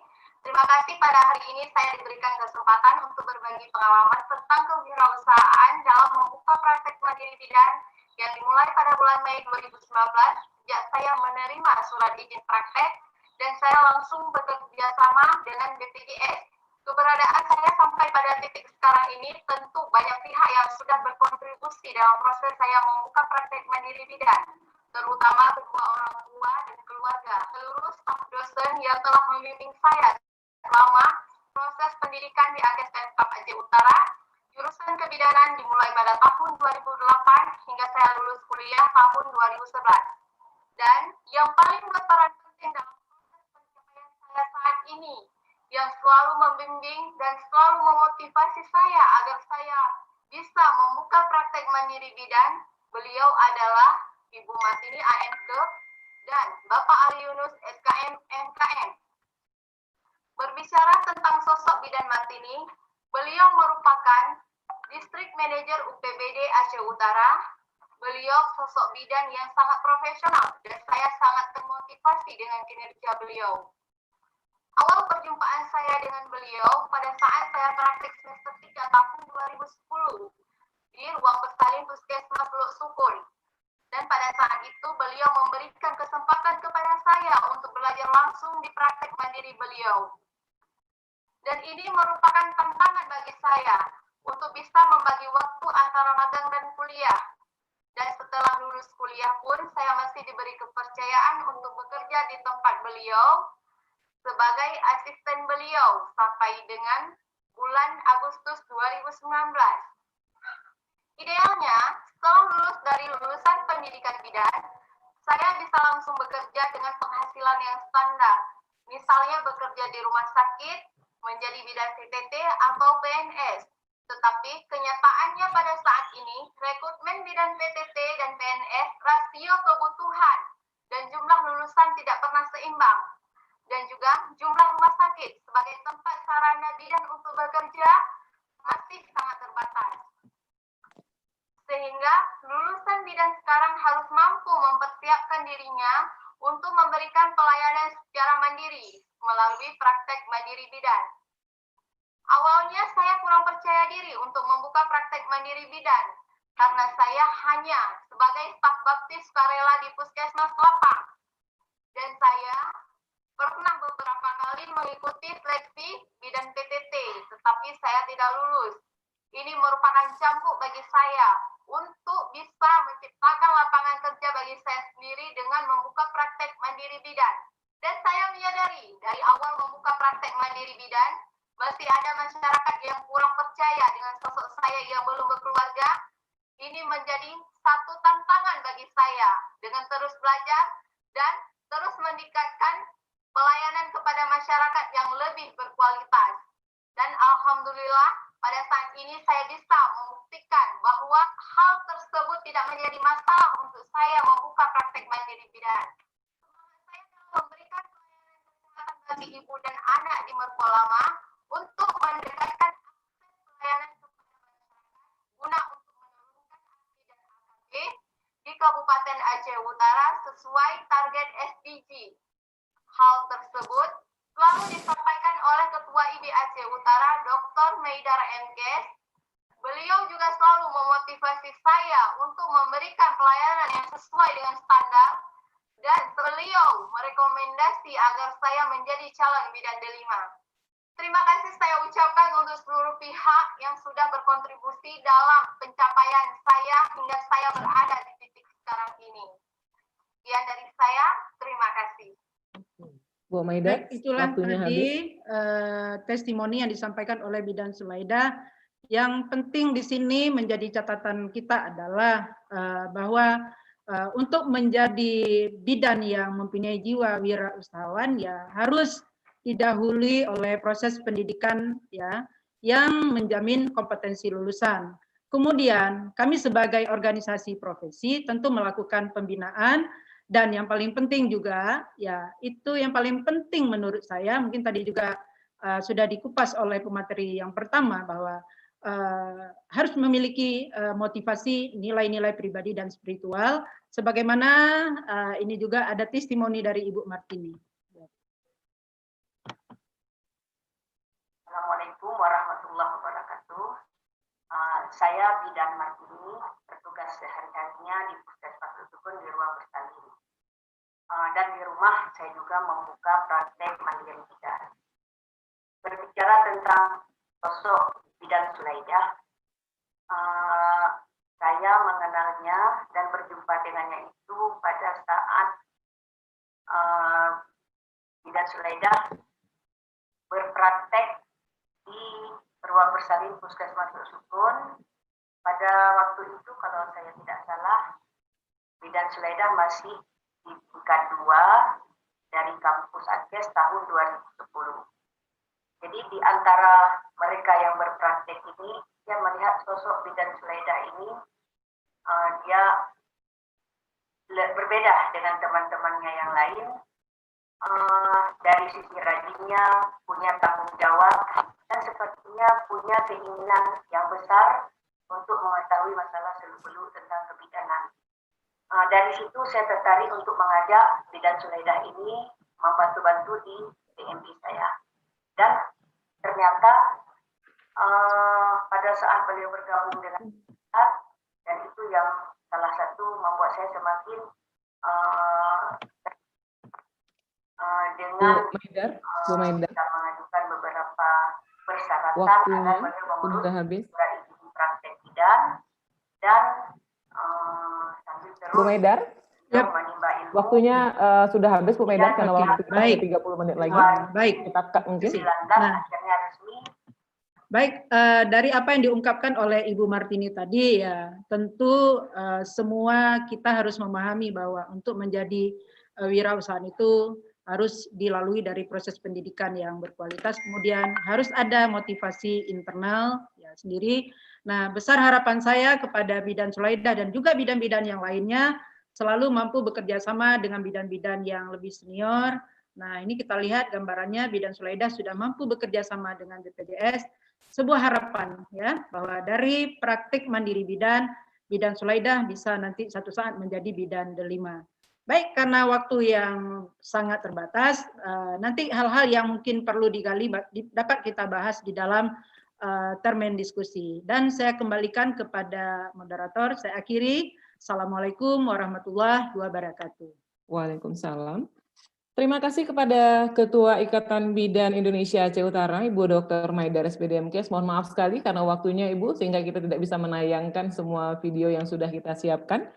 Baik, tanpa membuka muka dimah yang lain karena kita waktu sedikit, sebagai pemateri terakhir, yaitu yang akan berbicara tentang peran institusi pendidikan mempersiapkan calon bidan berjiwa kewirausahawan, yang akan disampaikan oleh Bapak Dr. Dwi Purnomo, STPMT, Beliau adalah Wakil Dekan Fakultas Teknologi Industri Pertanian Unpad. Sekilas saya akan membacakan CV beliau. Organisasi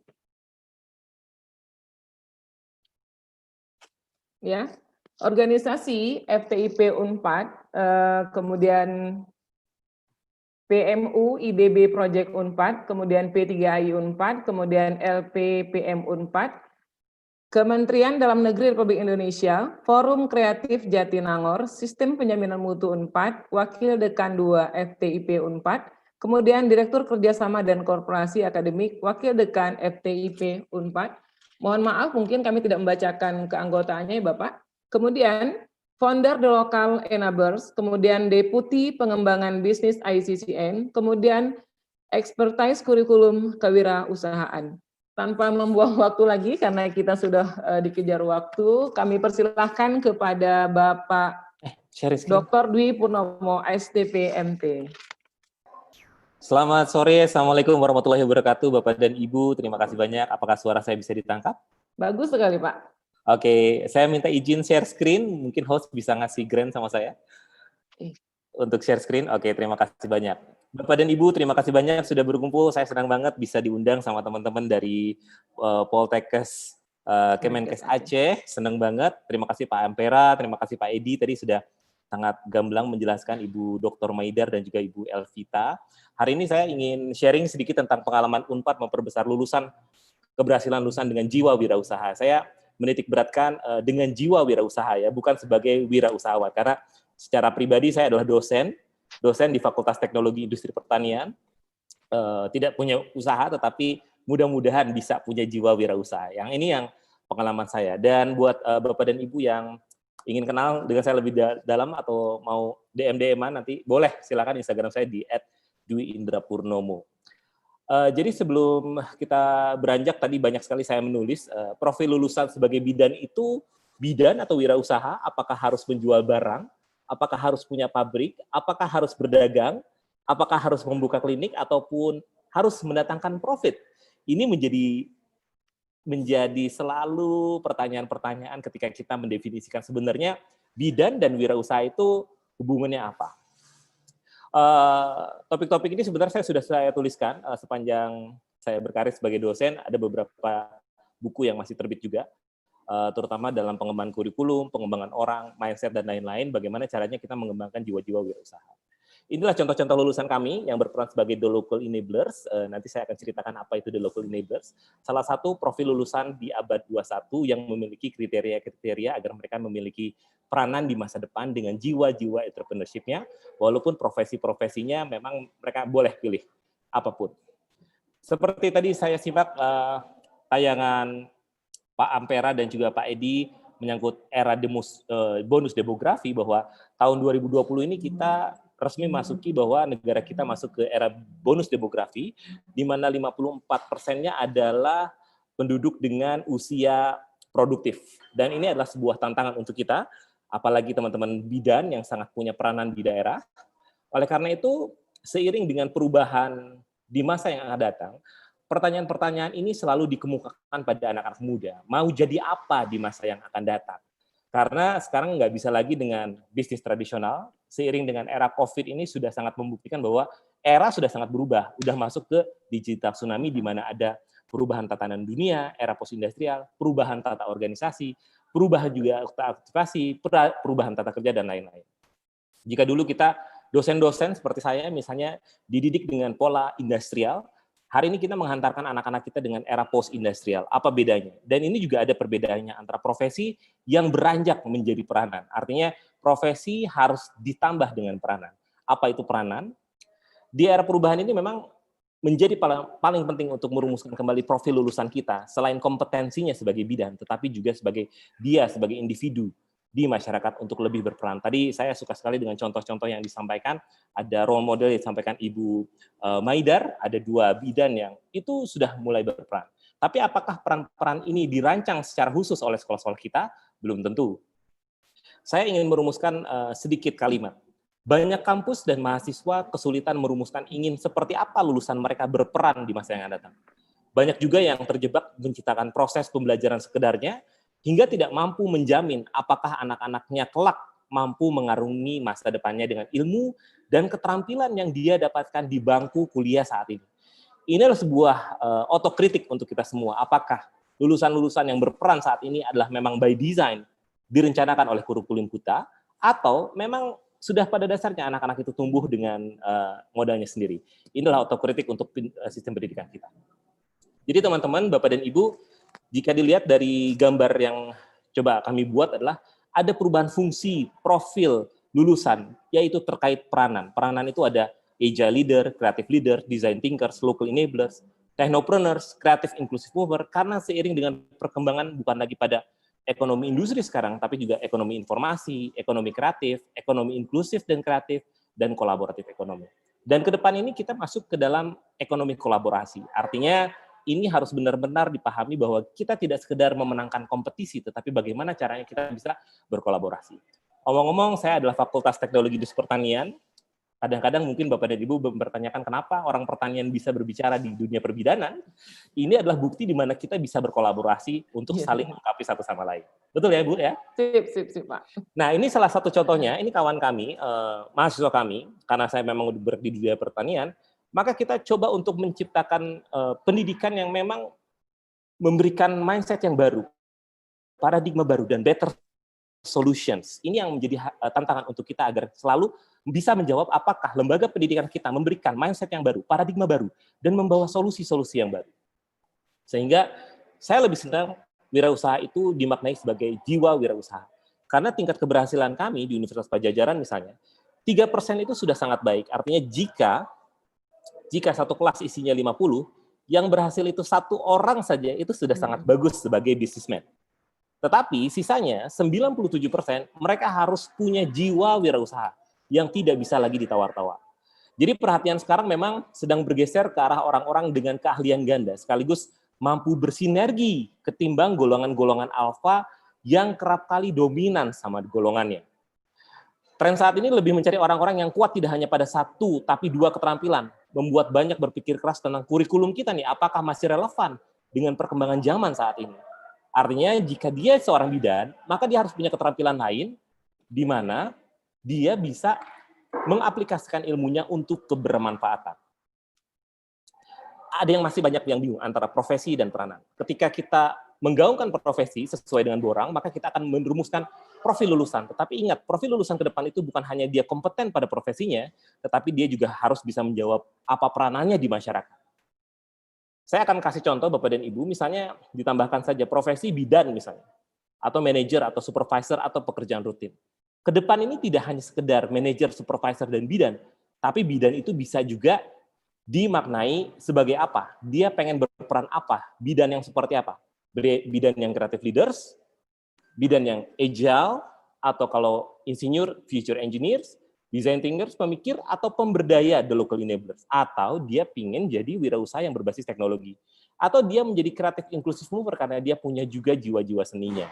Nah, peranan-peranan ini sebenarnya adalah hasil dari riset kami ketika di masa depan, teman-teman kita tuh bisa menempelkan jiwanya secara bebas, secara kreatif. Dia ingin dilabelin apa, bidan yang seperti apa. Nah, Bapak dan Ibu, saya ingin kasih lihat bahwa ke depan memang ada perubahan ya. Ketika kita dididik sebagai spesialis atau generalis, dan sekarang banyak sekali orang-orang yang menerima yang harus enggak cuma spesialis tapi juga generalis. Artinya kalau saya insinyur pertanian, artinya juga harus bisa ngomong, harus bisa dagang juga. Jadi digabungin antara spesialis dan generalis. Tetapi yang sekarang ini lebih challenging, yaitu P-shape. P-shape itu adalah keahlian ganda. Saya akan coba simak seperti ini. Jika Bapak dan Ibu menginginkan profil lulusannya sebagai PNS, dosen misalnya, penyuluh atau pengusaha seniman, coba kita akan geser dulu. PNS itu bisa juga jadi agile leaders atau creative leaders. Insinyur kedepannya bisa jadi future engineers yang dia selalu harus adaptif dengan perkembangan-perkembangan lainnya. Dosen bisa jadi design thinkers, penyuluh bisa jadi the local enablers, technopreneurs bisa menjadi pengusaha jadi technopreneurs, seniman bisa menjadi creative inclusive mover. Nah, si peranan-peranan agile leader, future engineers, design thinkers, dan lain-lain ini sebenarnya bidan juga bisa masuk. Tapi dia akan berperan seperti apa? Tadi saya lihat pembukaannya Pak Ampera misalnya ya sebagai direktur. Beliau sangat luar biasa. Kenapa? Karena memiliki jiwa wirausaha yang ingin sekali memajukan Poltekkes Kemenkes Aceh, atau misalnya Ibu Maidar yang sangat punya keinginan untuk menciptakan bidan-bidan yang punya berdampak, itu artinya dia tuh adalah sebagai enabler. Jadi bidan yang jadi enabler, bukan hanya jadi dosennya ataupun jadi buka kliniknya, tapi juga dia enabler, menciptakan bidan-bidan yang memiliki dampak yang lainnya. Atau tadi Bu Elvita juga menarik karena dia mencontohkan kalau pengen jadi bukan teknopreneur ya, artinya jadi bidanpreneur misalnya, itu contoh-contohnya ada. Nah, ini adalah salah satu contoh lulusan-lulusan kami, karena saya bergerak di bidang pertanian. Kami menciptakan lulusan-lulusan generasi P. Generasi P itu seperti ini, Bapak dan Ibu. Generasi P ini seperti ini.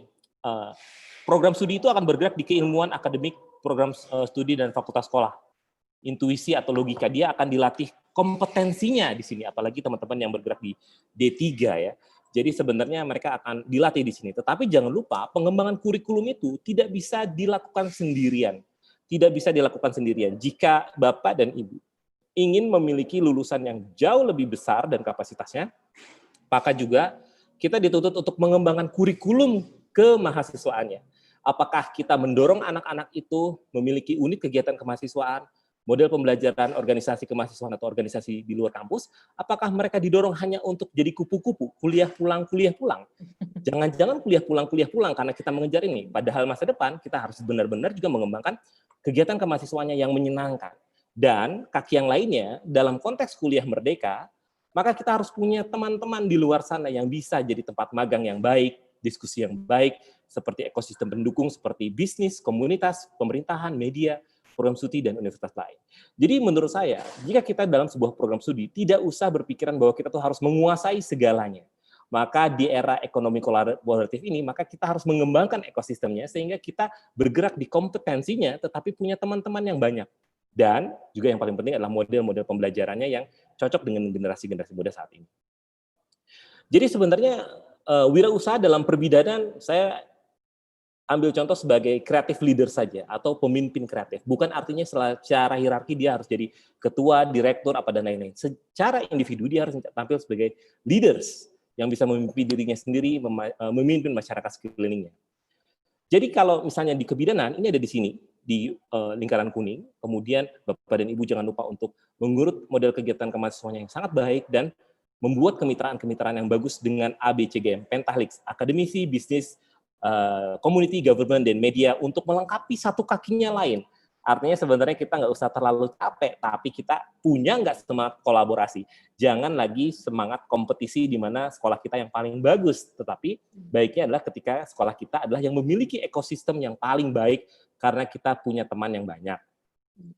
Seperti ini Bapak dan Ibu, creative thinkers itu adalah ketika bidan misalnya dididik dengan baik, tapi kemudian dalam perjalanannya dia akan punya keterbatasan atau boundaries seperti sumber daya manusia, budgetnya kurang, waktunya sedikit. Oleh karena itu, kita harus menciptakan bidan-bidan yang menjadi creative thinkers. Artinya dia menemukan cara-cara atau solusi baru untuk memecahkan masalah di sekitarnya. Nah, kemampuan berpikir kreatif ini ada di mana di kurikulum kita? Apakah kita ada di SKS-nya, ada di profil lulusannya, ada program-programnya atau tidak? Karena ke depan, ketika kita ingin memiliki bidan yang memiliki dampak, maka dia harus tampil sebagai creative leaders, yang salah satu rujukannya adalah creative thinkers. Kalau bukunya ada di Edward de Bono, Lateral Thinking. Artinya, kreatif itu tidak sebatas pada barang-barang yang estetik, ya, tetapi juga dalam berpikir. Ini menjadi challenge untuk menciptakan bidan-bidan berdampak, seperti yang dihasilkan oleh murid-muridnya Ibu Dr. Maidar tadi, ya, itu baiknya memang by design, harus dimasukkan ke dalam kurikulum. Kemampuan berkreatif ini menjadi penting untuk menjadi salah satu syarat berjiwa wirausaha. Ketika dia mau mencari choices atau pilihan-pilihan ide, divergen, kemudian mengkonvergennya, ini namanya design thinking, dan ini menjadi penting untuk dimiliki oleh seorang bidan yang akan berdampak. Jadi dia akan kompeten pada bidang perbidanan, tetapi satu kakinya dia juga kreatif karena dia bisa menciptakan sebuah solusi-solusi bagi masyarakatnya. Berikutnya adalah seperti ini. Bidan itu harus memiliki jiwa kewirausahaan, profesi apapun, agar dia bisa bergerak pada peranan. Saya kasih tunjuk Bapak dan Ibu ketika ini adalah linear thinking. Linear thinking adalah ketika path-nya itu pattern-nya masa lalu seperti ini, problemnya kayak gini, maka dia akan stuck di sini kalau dia tidak memiliki creative thinking, sehingga dia tidak berhasil mendapatkan solusi karena polanya seperti ini. Maka dalam kurikulum kita memang kita harus menciptakan kurikulum yang membuka kapasitas berpikir kreatif mereka sehingga dia bisa menciptakan pilihan-pilihan yang bagus sehingga dia bisa menciptakan solusi-solusi baru yang bisa mendapatkan solusi bagi masyarakatnya. Jadi dia di sini tampil sebagai berperan. Jadi sebenarnya kreativitas itu dalam wirausaha bukan hanya tentang mengembangkan produk baru seperti halnya di program studi saya di teknologi pertanian, tetapi kalau dalam bidan ketika dia menemukan permasalahan seperti stunting atau misalnya bayi lahir dengan berat rendah dan lain-lain, maka untuk memahami lokasinya, maka dia punya new patterns and keep going seeking for new patterns. Artinya kreatif menciptakan pola-pola baru. Dalam bidan juga mungkin bisa diterapkan seperti ini, Bapak dan Ibu. Ketika anak-anak kami di psikotes, kami memetakan mereka. Karena secara IPK mungkin dia bagus, tetapi secara hal-hal lain dalam individu agak kurang. Kemampuan jiwa wirausaha itu sebenarnya bisa diukur dengan psikotes ya. Mungkin nanti Bapak dan Ibu bisa, kalau ada dananya, kalau bisa berminat, psikotes anak-anaknya. Dia akan diukur sosio-emosionalnya, kemampuan berpikir, sikap kerja. Pengalaman kami di Universitas Padjadjaran misalnya ada banyak anak-anak yang kapasitas berpikirnya sangat tinggi, tetapi tiba-tiba fleksibilitas berpikirnya rendah, motivasinya rendah, kematangan emosinya rendah, atau yang lain-lain rendah. Nah, ketika kita melihat bahwa ada fleksibilitas berpikirnya rendah, motivasi berprestasinya rendah, kematangan emosinya rendah, ini tidak ada di mata kuliah, tetapi ada di kaki-kaki yang lain, ada di komunitas, ada di bisnis, di pemagangan, ada juga di kegiatan kemahasiswaan. Sehingga ketika kita merumuskan kurikulum hanya bertitik berat pada program studi, tetapi ekosistemnya nggak dibangun, maka kita akan keluar dengan selembar ijazah, sertifikat, yang dia kompeten, tetapi pada kenyataannya di lapangan, dia akan punya masalah-masalah seperti rendahnya kemampuan kerjasama, rendahnya potensi kepemimpinan. Sebenarnya inilah kita akan melahirkan manusia yang seutuhnya setelah dia lulus dari sekolah kita, bukan? Kemudian berikutnya adalah bagaimana caranya universitas atau lembaga kita itu memberikan input-input kreatif yang tidak terjebak sama pattern, karena masa depan akan berbeda. Oleh karena itu, agar bisa menarik perhatian bahwa sekolah kita adalah sekolah yang baik, sekolah kita juga patut untuk memberikan input-input kreatif di mana ekosistemnya memberikan visi masa depan, memberikan pengalaman baru, teman-teman baru, kemampuan imajinasi, keterampilan dan pengetahuan baru dengan nilai-nilai dasar, inspirasi, wawasan, dan mindfulness yang baik, sehingga kita menciptakan bidan-bidan yang bisa berperan di masa depan yang powerful. Dan ini adalah tentang cerita dari salah satu mahasiswa kami. Banyak sekali mahasiswa kami yang ngerasa bahwa dia nggak berpotensi karena IPK-nya rendah misalnya. Tumbuh merasa nirpotensi adalah saat yang berat, tidak ada wadah yang diakses untuk mengakomodir bahwa tiap orang layak mengembangkan bakatnya. Mungkin ada beberapa di antara kita, teman-teman yang salah jurusan masuk bidan misalnya, karena dia nggak sesuai bakatnya. Tetapi ini bukan jawaban sebenarnya, bukan dicap mereka salah jurusan ya, tetapi kita akan memberikan ruang-ruang lain untuk memberikan akses bagi tiap individu mengembangkan potensi terbaiknya adalah pilihan yang baik. Dan bagian dari purpose kenapa kita harus tetap membuka peluang bagi mereka yang tidak digolongkan keren dengan ukuran masa lalu. Ukuran keren masa lalu itu dengan IPK dan lain-lain. Dia lupa dengan si fundamentalnya. Jadi hendaknya dalam lulusan perbidanan ini saya usulkan sebenarnya kewirausahaan itu goals-nya adalah menjadi wirausaha. Bukan hanya menjadi wirausaha, tapi jiwa wirausaha yang melandasi setiap insan lulusan perbidanan ini untuk berkarya dengan usaha terbaiknya dengan menemukan passion serta niat baik, belajar, menguasai teknologi, dan berkontribusi positif bagi lingkungannya. Jadi istilahnya kalau kami di bidang pertanian, ini bisa diadopsi juga sebenarnya menjadi teman-teman profil lulusan di bidan adalah aktivasi pemuda, aktivasi desa melalui aktivasi kesehatan, bidan, dan lain-lain, bikin model bisnisnya, karena sekarang nggak bisa kalau kita hanya mengembangkan klinik bidan, tapi nggak mengembangkan model bisnisnya, kembangkan sistemnya, kembangkan pasarnya, dan yang pasti ujungnya adalah bagaimana caranya dalam 5-10 tahun dia punya growth mindset sehingga menjadi generasi yang berdampak. Ini cita-cita kita tentunya. Oleh karena itu, dalam perkembangan kurikulum, kami sering sekali menggunakan pendekatan design thinking, yaitu mengasah rasio logikanya, tapi juga mengasah intuisi dan emosinya. Ini banyak sekali rujukannya. Ketika dia bisa mengasah problematika dengan situasi analisis, bisa mendefinisikan objektifnya, bisa menawarkan solusinya, bisa mengevaluasi, kemudian dia feedback loop-nya, kemudian di sisi intuisi, dia juga dilatih dengan empathize, mendefinisikan POV, point of view, mengideasi, bikin prototype, dan solutions. Nah, kebanyakan kita tuh di kampus hanya belajar rasio logikanya, tetapi lupa intuisi dan emotionnya. Maka intuisi dan emotion ini bisa dilakukan di metodologi pembelajaran yang terkini, atau dengan membangun kegiatan kemahasiswaan yang baik, dan atau kita bekerjasama dengan ekosistem yang udah jadi, sehingga bisa membantu. Karena kita ranahnya misalnya di bidang yang akademik. Oleh karena itu, teman-teman bidan ini, saya yakin ketika teman-teman bidan yang mendirikan klinik misalnya, ketika dia punya ideasi untuk mendirikan klinik yang baik, pasti berawal dengan this is going to be awesome, pasti kliniknya bakal sukses. Tapi pada kenyataannya tidak begitu. Ketika dia mendeklar ingin memiliki sebuah usaha yang baik, pasti ujungnya tuh this is hard, this is terrible, dan I am terrible. Tapi setelah dia melalui I am terrible, dia akan hey that was not bad, dan hey that was awesome.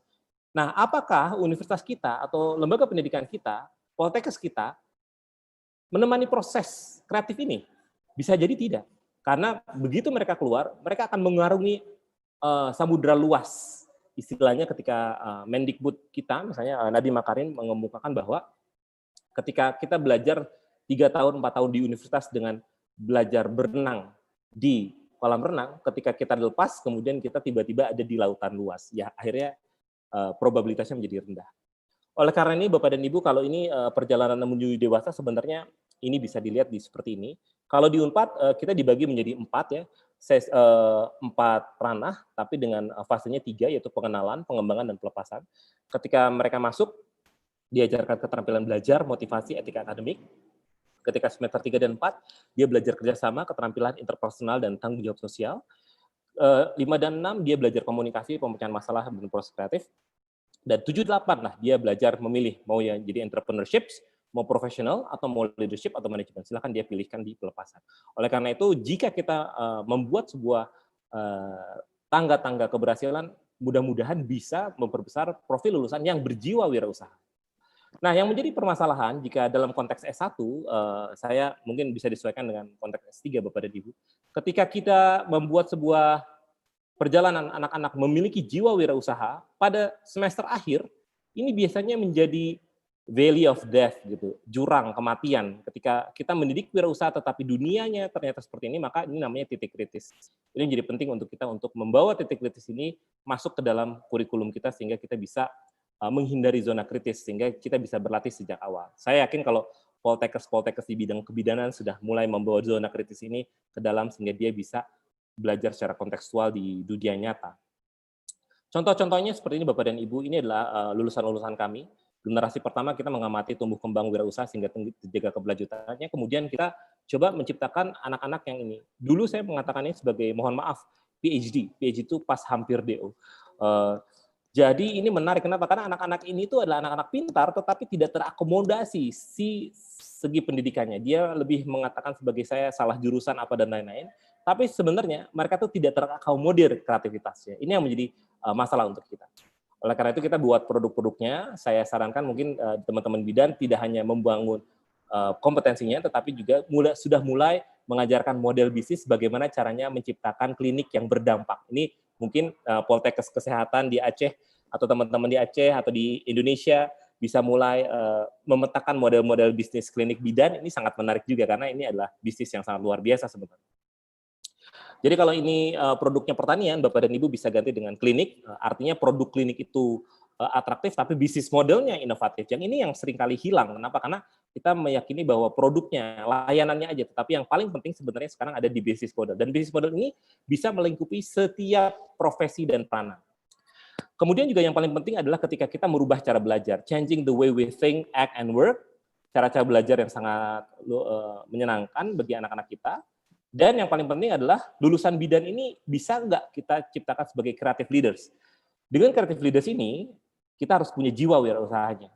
Maka jiwa wirausahanya adalah bagaimana dia membuat kapasitas berpikirnya lebih tinggi agar dia punya kemampuan berpikir dan solutif bagi lingkungannya. Saya kasih contoh Bapak dan Ibu, ini adalah bagian di mana kita menghadirkan produk inovasi, produk inovatif di sini, bisa klinik, bisa pelayanan, dan lain-lain. Tapi kita tidak akan pernah menjadi sebuah terobosan ketika tidak membangun business model innovation. Business model innovation ini sebenarnya adalah kemampuan berlogika bagaimana caranya kita bisa menghadirkan profesi kita bertransformasi menjadi peranan dalam wadah-wadah wirausaha. Ini contohnya Bapak dan Ibu, ini adalah dalam konteks membuat bisnis secara real ya. Ketika tahun-tahun pertama dia punya gejala finansial, lamban banget perkembangannya, pengen dapat investor cepat-cepat, tapi pada ujungnya sebenarnya dia adalah punya iceberg yang besar, yang tidak hanya dilihat dari profit, aset, jumlah karyawan, materi, dan dampak aja, tetapi juga ternyata dia memiliki pengetahuan, keterampilan, akses sumber daya, inovasi, kekuatan pasar, dan relasi konsumen. Semakin panjang waktunya sebenarnya intangible asetnya itu juga bisa dilakukan. Yang selama kita ini nilai adalah selalu yang di atasnya, padahal intangible-nya itu sangat bisa dilakukan. Bagaimana kita menilai intangible aset ini? Sebenarnya bisa dilakukan dengan sertifikat pendamping ijazah. Tapi sayangnya sertifikat pendamping ijazah ini hanya masukin, kebanyakan mungkin hanya masukin sertifikat prestasi, sertifikat apa. Sebenarnya kemampuan ini bisa direkognisi sebagai sertifikat pendamping ijazah ketimbang kita hanya meminta sertifikatnya. Nah, di atasnya bisa IPK, profit, dan lain-lain. Saya akan skip dulu yang satu ini, Bapak dan Ibu.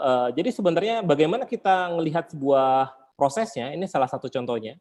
Ini karena saya bergerak di dunia pertanian, maka teman-teman ini untuk menumbuhkan proses wirausahanya sebenarnya adalah dengan memperkenalkan aksi. Dia jualan barang-barang yang biasa aja, kemudian dia menemukan value-nya. Value itu adalah ketika dia sudah mulai punya produk, tapi bernilai tambah, kemudian dia punya rumah, kemudian dia punya pekerja-pekerja, kemudian dia bisa ngelihat momentum, artinya, oh pekerja saya bisa bikin ayam goreng, kemudian dia bikinlah gerobak ayam goreng, dan kemudian dia beranjak menjadi rumah restoran yang besar, catering yang besar. Tetapi peluang-peluang mereka untuk belajar beraksi, mengembangkan value, momentum, pivot, dan keberlanjutan ini cukup lama, 2-3 tahun, sehingga dia bisa melakukan replikasi yang banyak. Apakah kurikulum kita memperkenankan teman-teman untuk beraksi, value, momentum, pivot, dan pelanjutan? Mudah-mudahan bisa. Sehingga kita bisa menciptakan orang-orang dengan high capability, kapasitas. Dan memang ini adalah proses panjang tumbuh kembang kapasitas dan menumbuhkan momentum. Semua cerita anak-anak kami tuliskan di buku terbitan Serambi di Jangan Lelah Berproses. Mungkin Bapak dan Ibu berkenan untuk membacanya. Di generasi kedua, ini adalah contohnya adalah Muhammad Rifki Fardiansyah. Saya ingin cerita tentang dia itu nakal kalau dalam kelas, tapi dia cerdasnya luar biasa. Oleh karena itu kita nggak bisa melihat dia bolos apa dan lain-lainnya, tetapi dia juga kemampuan-kemampuan dan lain-lainnya. Oleh karena itu outcome based education menjadi penting untuk kita lakukan. Kenapa? Karena kita bisa menciptakan luaran-luaran yang by design. Seperti contohnya, ini adalah lulusan-lulusan kami yang S1-nya langsung dia punya usaha dan punya peranan dari masyarakat, tetapi memang by design. Jika Bapak dan Ibu kesulitan merumuskan kurikulumnya karena pertentangan dengan berbagai macam kepentingan dosen misalnya, maka yang bisa kita lakukan adalah lateral thinking, artinya memperbaiki kegiatan kemahasiswaannya dan memperbanyak kolaborasinya, jika terlalu banyak hambatan-hambatan di dalam. Jadi kreatif leader ini saya bayangkan ini sangat mungkin terjadi di perbidanan, karena sana bidan ini mempunyai pengalaman yang sangat baik terjun ke masyarakat, kemudian merumuskan kewirausahaan dalam kurikulum tidak hanya semata-mata dengan judul mata kuliah, tetapi juga dengan memperbaiki konsep kegiatan kemahasiswaannya dan kolaborasinya.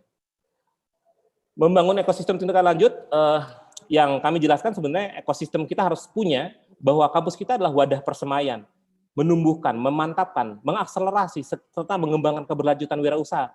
Tentunya dengan basis teknologi, karena sekarang anak-anaknya adalah generasi C ya, connected, klik, dan lain-lain. Melalui proses inovasi sosial, maka bidan juga harus menguasai teknologi, tetapi juga harus ada mata kuliah yang learning outcomes-nya adalah inovasi sosial, karena dengan peranannya sebagai bidan, dia harus membuat sebuah perubahan di masyarakat dengan inovasi-inovasi sosial. Pergerakan kita bisa lihat di Instagram-nya @thelocalenablers, mungkin Bapak dan Ibu bisa follow dulu, The Local Enablers. Dan yang paling penting sebenarnya di UNPAD ini adalah ketika kita tidak hanya mengandalkan pada kurikulum, tetapi bagaimana kita mengembangkan seperti yang dibicarakan oleh Ibu Elvita tadi ya, tentang social enterprise.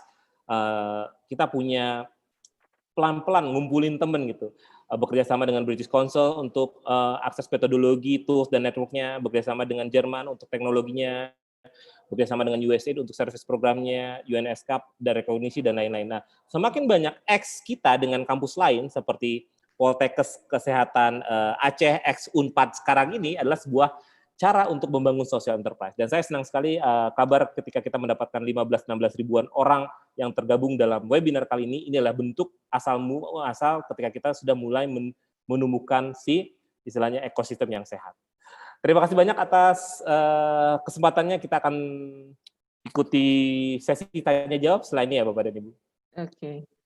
Terima kasih Pak Dwi atas paparan yang luar biasa. Saya mencatat ada 3 kalimat ini Pak yang saya catat, kupu-kupu, kolaborasi, dan kemampuan kreativitas di dalam masukkan ke dalam kurikulum. Kupu-kupu ya paling ini ya. Ya, kupu-kupu, kolaborasi, dan kemampuan kreativitas memasukkan usaha ini ke dalam penjabaran dalam kurikulum ya Pak. Jadi kita berusaha menciptakan kurikulum yang memang menarik sehingga anak-anak kita memang ada muncul seperti Bapak bilang tadi, kadang-kadang anak itu berhasil bukan karena kita didik, tapi memang sudah ada pola dalam diri dia sendiri sebagai jiwa usahawan. Mungkin karena waktu ya Pak, jadi kita masuk ke sesi tanya jawab. Karena Bapak tadi yang terakhir sebagai pemateri, maka saya akan memberikan pertanyaan terlebih dahulu kepada Bapak, kepada Pak Dwi. Di sini ada pertanyaan Pak dari Syarifah Aini. Pertanyaannya, bagaimana kita menanamkan dalam diri kita bahwa kita pasti bisa untuk memulai usaha? Itu mungkin yang motivasi yang harus Bapak berikan kepada peserta kita hari ini Pak, silakan. Ya, sebenarnya kalau dalam pengembangan jiwa wirausaha ini ada beberapa teori atau metodologi yang bisa dijadikan rujukan. Itu namanya teori Golden Circle. Golden Circle itu ada why, how, and what. Why, how, and what. Kita seringkali dalam perkuliahan itu memberikan what-nya, apa yang kita pelajarinya, tetapi lupa memberikan konteks why-nya. Sehingga orang-orang atau anak-anak ini cenderung belajar hanya substansinya, bukan pada konteksnya. Oleh karena itu, sangat penting bagi dosen juga untuk memberikan bahwa why-nya. Kenapa harus berwirausaha? Kenapa harus jadi dosen yang baik? Kenapa mata kuliah ini jadi penting? Maka ada teknik-teknik gimana caranya kita mengenali why-nya. Oleh karena itu, untuk menjelaskan ini, Bapak dan Ibu bisa googling, cari YouTube-nya tentang Golden Circle, tentang menemukan why. Sehingga kita bisa berperan lebih banyak bagi masyarakat, dan yang paling penting itu sebenarnya tumbuh energi yang luar biasa untuk menekuninya. Ketimbang kita hanya belajar what-nya aja, jadi motivasinya itu tidak punya energi khusus. Tapi kalau kita tahu why-nya, belajar why-nya, misalnya mata kuliah yang dipelajari di prodi saya adalah kimia dan fisika, itu banyak sekali. Tetapi kalau misalnya kita terjun di kimia dan fisika, tanpa bercerita tentang konteks dan why-nya, mereka akan capek dan lelah dan merasa mata kuliah itu sulit. Iya, benar. Ya. Oke. Gitu, Bu. Iya, terima kasih Pak. Kemudian ini mungkin ada kaitannya juga, pertanyaan yang kedua untuk Pak Dwi. Bagaimana mengembangkan jiwa wirausaha bidan yang memiliki karakter intuiting extrovert, tapi dalam mindset-nya selalu terbangun bahwa the best profession adalah menjadi PNS. Ya. Ini challenging ya. Kenapa? Karena mungkin ekosistem kita atau perkuliahan kita tidak mempertemukan dengan hal-hal kebaruan. Ya. Selalu pada PNS. Seperti tadi Ibu Dr. Maidar memberikan contoh-contoh bidan yang berperan pada yang lain, atau Mbak Elvita misalnya, itu perlu lebih sering lagi dikemukakan kenapa dia keren di luar yang PNS. Karena kita akan mengubah mental model seseorang. Misalnya dia masuk ke dalam Poltekkes itu usia 17 atau 18. 18 tahun itulah dia dididik untuk menjadi mental PNS adalah yang terbaik. Sementara kita harus sudah memulai. Maka kalau di Unpad, kami seringkali mendatangkan tokoh-tokoh yang mungkin dia nggak terkenal, tetapi dia punya peranan dan punya dampak. Kemudian kita ajak mereka untuk terjun, melihatkan bahwa ini kerennya tuh di sini loh, mereka tuh keren di sini loh. Jadi memang perlu proses yang frekuentif. Oleh karena itu tadi ketika kita bicara generasi P, yang atasnya adalah kurikulum kemahasiswaan, yang kaki berikutnya adalah bagaimana kita merangkul orang-orang untuk jadi mentor anak-anak kita. Saya kira kita bisa membuka rekrutmen lulusan-lulusan kita untuk mau nggak jadi mentor anak-anak kita secara khusus selain dosen wali. Iya. Ya. Betul. Terima kasih. Seperti yang dilakukan Bidan Martini tadi Pak, mungkin videonya tidak habis karena waktunya tidak cukup, itu merupakan mentor dari Bidan Sulaida. Jadi di sini juga sudah mulai dicoba yang senior membimbing yang junior. Nah, ini Pak akan kami tampilkan para peserta webinar sekalian, juga para pemateri. Ada bidan yang sampai mendapatkan tingkat nasional, penghargaan tingkat nasional, yang akan kita tayangkan videonya sesaat ini Pak. Mohon ditunggu sebentar. Silakan kepada panitia untuk menayangkan.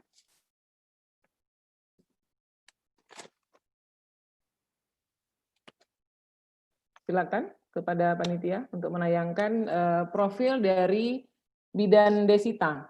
Bidan Desita SSIT. Nah, ini profil bidan yang merupakan juga lulusan dari Akademi Kebidanan Pemkab Aceh Utara, dulu sebelum kita bergabung dengan Poltekkes, Pak Matri. Bidan Desita, silakan ditayangkan slide-nya. Bidan yang mendapatkan, salah satu bidan yang mendapatkan prestasi bidan dengan kinerja terbaik wilayah kerja Puskesmas Jempa, kemudian bidan teladan tingkat nasional tahun 2011, kemudian bidan inovatif pada masa pandemi COVID-19 di tingkat nasional. Jadi ini luar biasa pencapaiannya sampai mendapatkan bidan sebagai bidan inovatif masa pandemi COVID-19. Nanti kita lihat profilnya yang bisa mendapatkan bidan teladan, kemudian penghargaan di tingkat nasional.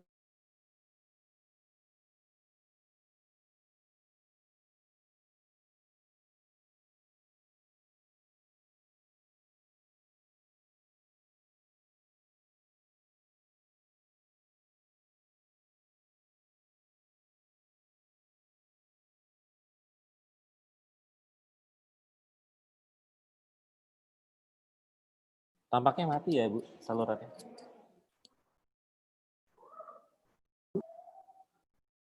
Tidak terdengar. Halo, Bu. Sampai kita menunggu tayangan slide dari Desita. Oke, Bu Evita belum kelihatan. Kita langsung ke Pak Edi. Pak Edi, ada beberapa pertanyaan ini untuk Bapak. Dari pertanyaan untuk Pak Edi. Ya, kedengaran Pak suaranya? Oke. Silakan, Bu, silakan. Nah, mungkin Bapak tadi sudah melihat tayangan dari Prof.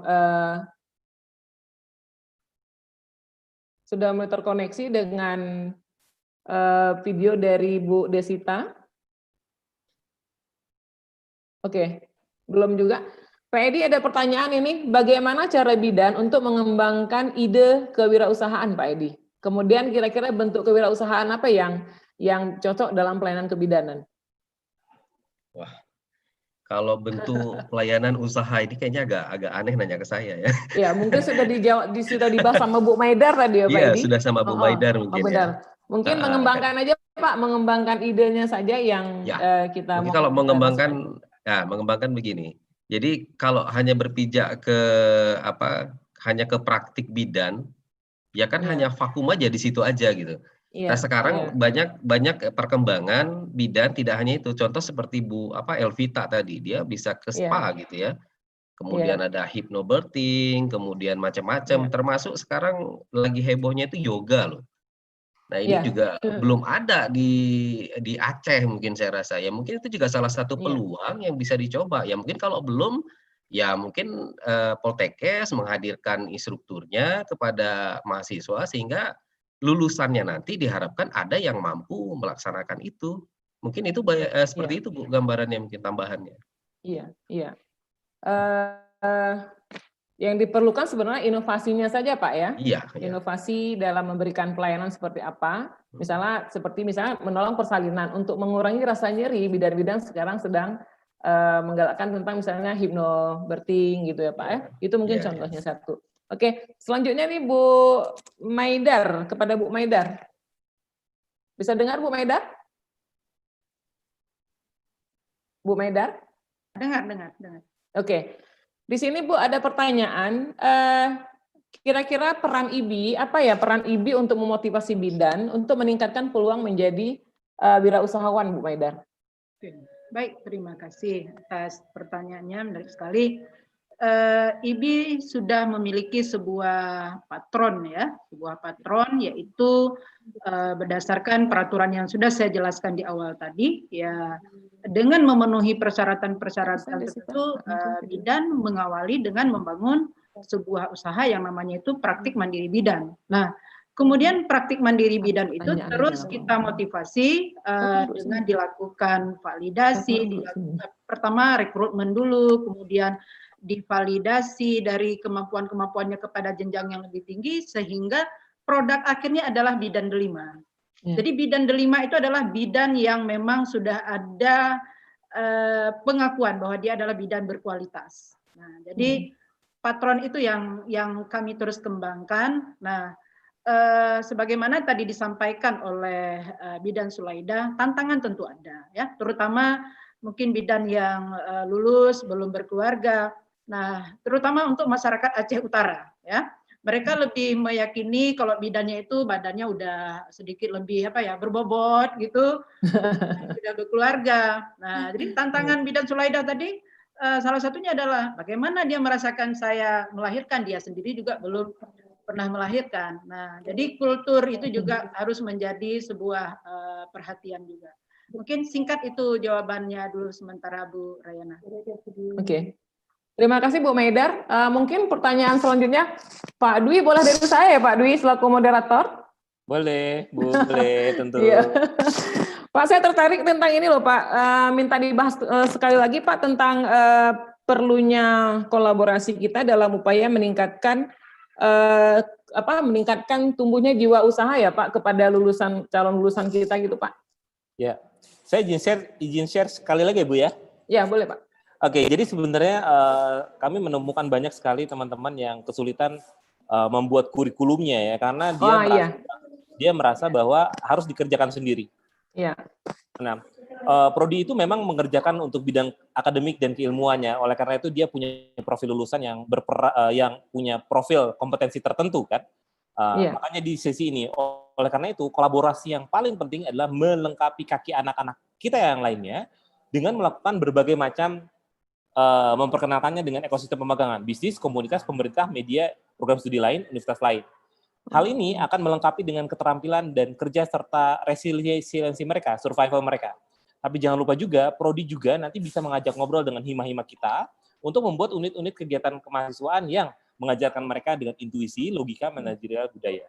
Jadi baiknya adalah ketika kita tidak bekerja sendiri, kenapa akan capek sekali membentuk T-shape ini ketika kita mengerjakan sendiri. Oleh karena itu, membuat kerjasama bukan hanya untuk mencari KPI dana kerjasama misalnya, tetapi juga bagaimana caranya memperbesar peluang anak-anak kita bisa punya profesi sekaligus menjadi berperan bagi masyarakat. Oleh karena itu, silakan dicari kaki lainnya, tetapi yang mendukung pada profil lulusan kita yang mendatangkan pada profesi-profesi masa depan. Gitu, Bu. Oke, sip. Nanti mungkin kerjasamanya akan berlanjut terus nih Pak, menarik sekali untuk menuangkannya ke dalam kurikulum. Okay. Karena yang paling penting itu adalah seperti tadi Pak Edi katakan ya, ideasi dan lain itu sebenarnya ada tools-nya. Yeah. Jadi ketika seseorang anak kreatif itu tidak turun dari langit begitu saja, karena kita tidak belajar tools-nya. Oleh karena itu di Unpad tuh sering banget kita belajar kayak design thinking, system thinking, lateral thinking, creative thinking untuk memperkaya ide-ideasi. Jadi orang kreatif itu memang dibentuk dengan kurikulum, bukan tiba-tiba dia karena keluarganya kreatif kemudian dia kreatif juga, atau dia orangnya dulu ekonominya lemah kemudian dia kreatif begitu, tapi harus by design. Iya. Oke. Terima kasih Pak Dwi. Nanti untuk Pak Edi ada pertanyaan juga, ini bagaimana regulasi, katanya tadi aturan-aturan di daerah yang kadang-kadang tidak mendukung kepada dunia usaha yang akan dibentuk, tapi sebelumnya akan kita tayangkan dulu testimoni dari Desita. Silakan panitia. Intuisi, logika, manajerial, budaya. Jadi baiknya adalah ketika kita Assalamualaikum warahmatullahi wabarakatuh. Saya Bidan Desita. Karena itu saya lahir di Biren 1 Januari 1982. Saya bertugas di Puskesmas Jempa, Biren. Saya menjadi bidan desa pada tahun 2006 sampai dengan 2014. Kemudian saya diangkat menjadi pegawai negeri pada tahun 2014 dan mendirikan bidan praktik mandiri tahun 2016 sampai dengan sekarang. Menjadi bidan delima selama 2 tahun, mulai 2018. sudah menikah, memiliki satu anak. Pendidikan terakhir saya D3 Kebidanan di Pemda Aceh Utara tahun 2014. Kemudian saya melanjutkan D4 Kebidanan di Stikes Darussalam pada tahun 2009. Baiklah kawan-kawan semua, saya akan berceritakan perjalanan karir saya. Terputus? Oke, terputus sambil kita menunggu sambungan koneksi. Tadi pertanyaan untuk Pak Iba, regulasi aturan-aturan di daerah yang kadang tidak bisa mendukung usaha yang akan dikembangkan. Kira-kira jalan keluarnya seperti apa ya, Pak? Ya, kalau dalam segi aturan, yang paling penting kan yang mengeluarkan aturan regulasi itu kan pemerintah daerah. Nah, biasa lewat asosiasi, misalnya ada Ikatan Bidan Indonesia yang cabang Aceh Utara, kalau memang ada aturan-aturan kira-kira yang memang tumpang tindih atau tidak sesuai, ya dikonsultasikan dengan pemerintah daerah sehingga bisa aturan itu diperbaiki gitu. Jadi harus lewat asosiasi, tidak bisa personal gitu kan. Nah, kalau memang aturan sifatnya produknya sudah kanun atau perda, itu dikonsultasikan dengan Dewan Perwakilan Rakyat daerah tersebut. Ya, kalau asosiasi lebih mudah itu Bu, masuk ke mereka, karena juga itu kan kita memberikan masukan, walaupun sebenarnya dalam menyusun aturan oleh pemerintah, mereka harus melibatkan unsur-unsur yang sesuai dengan peraturan yang dibuat. Contoh misalnya aturan dalam sisi masalah medik, ya mereka harus melibatkan pihak medik gitu. Kalau aturan dalam hal kebidanan, ya mereka harus melibatkan asosiasi kebidanan atau Ikatan Bidan Indonesia. Jadi seharusnya seperti itu. Tetapi kadang-kadang kan pemerintah daerah atau DPR-nya lewat gitu ya. Udah jadi aja gitu aturannya. Jadi caranya ya gitu, dilakukan revisi dengan cara pendekatan dengan mereka, diadakan pertemuan, konsultasi dan sebagainya sehingga aturan itu bisa diperbaiki dengan baik. Gitu. Mungkin bisa saya tambahkan, Bu Rayana? Ya. Bu Rayana? Bisa saya tambahkan dari tanggapan yang disampaikan oleh Pak Edi Abrar ya. Pada awalnya di Lembaga Perizinan Terpadu membuat jangka waktu untuk surat izin praktik itu 3 tahun untuk bidan. Nah, kemudian kami Ikatan Bidan Indonesia Aceh Utara melakukan advokasi untuk merevisi daripada SOP yang sudah dikeluarkan sebelumnya agar surat izin praktik bidan itu harus sesuai dengan berlakunya surat tanda registrasi bidan. Alhamdulillah saat ini ya paling tidak kami sudah mendapatkan suatu memang sudah sesuai dengan aturannya. Tapi memang harus ada pendekatan dan juga duduk bersama melihat meninjau kembali aturan-aturan di pemerintah daerah yang itu tidak sesuai dengan, maksud saya sudah tidak sesuai lagi dengan peraturan yang saat ini. Mungkin itu contohnya Bu Rayana yang disampaikan oleh Pak Edi tadi, bahwa sebelumnya izin praktik bidan itu untuk bidan khususnya diberikan hanya untuk 3 tahun.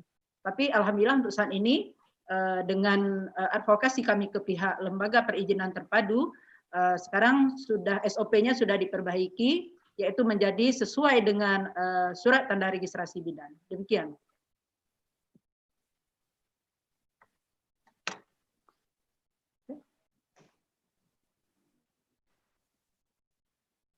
Oke, koneksi Bu Rayana terpotong ya tadi. Iya. Bisa mendengarkan Bu Meda? Ini udah. Iya, agak ada gangguan. Saya sudah mencoba menambahkan Bu Rayana. Mencoba menambahkan tanggapan Pak Edi. Iya. Baik, Bu Elvita masih bergabung? Bu Elvita? Ya, masih Bu. Iya, Bu Elvita, ini ada pertanyaan, mungkin saya rangkum saja pertanyaannya. Ya, boleh. Apa saja yang dibutuhkan untuk membuka spa seperti Ibu, kemudian aturannya seperti apa, kira-kira persyaratannya seperti apa? Silakan Bu, diceritakan.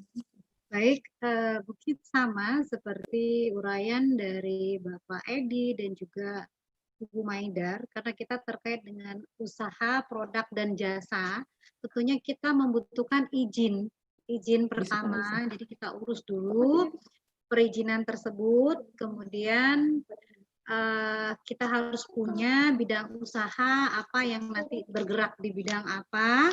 Kemudian yang paling penting adalah SDM itu sendiri terkait dengan pemberi pelayanan. Halo Bu Ani. Iya Bu. Silakan Bu Vita. Iya.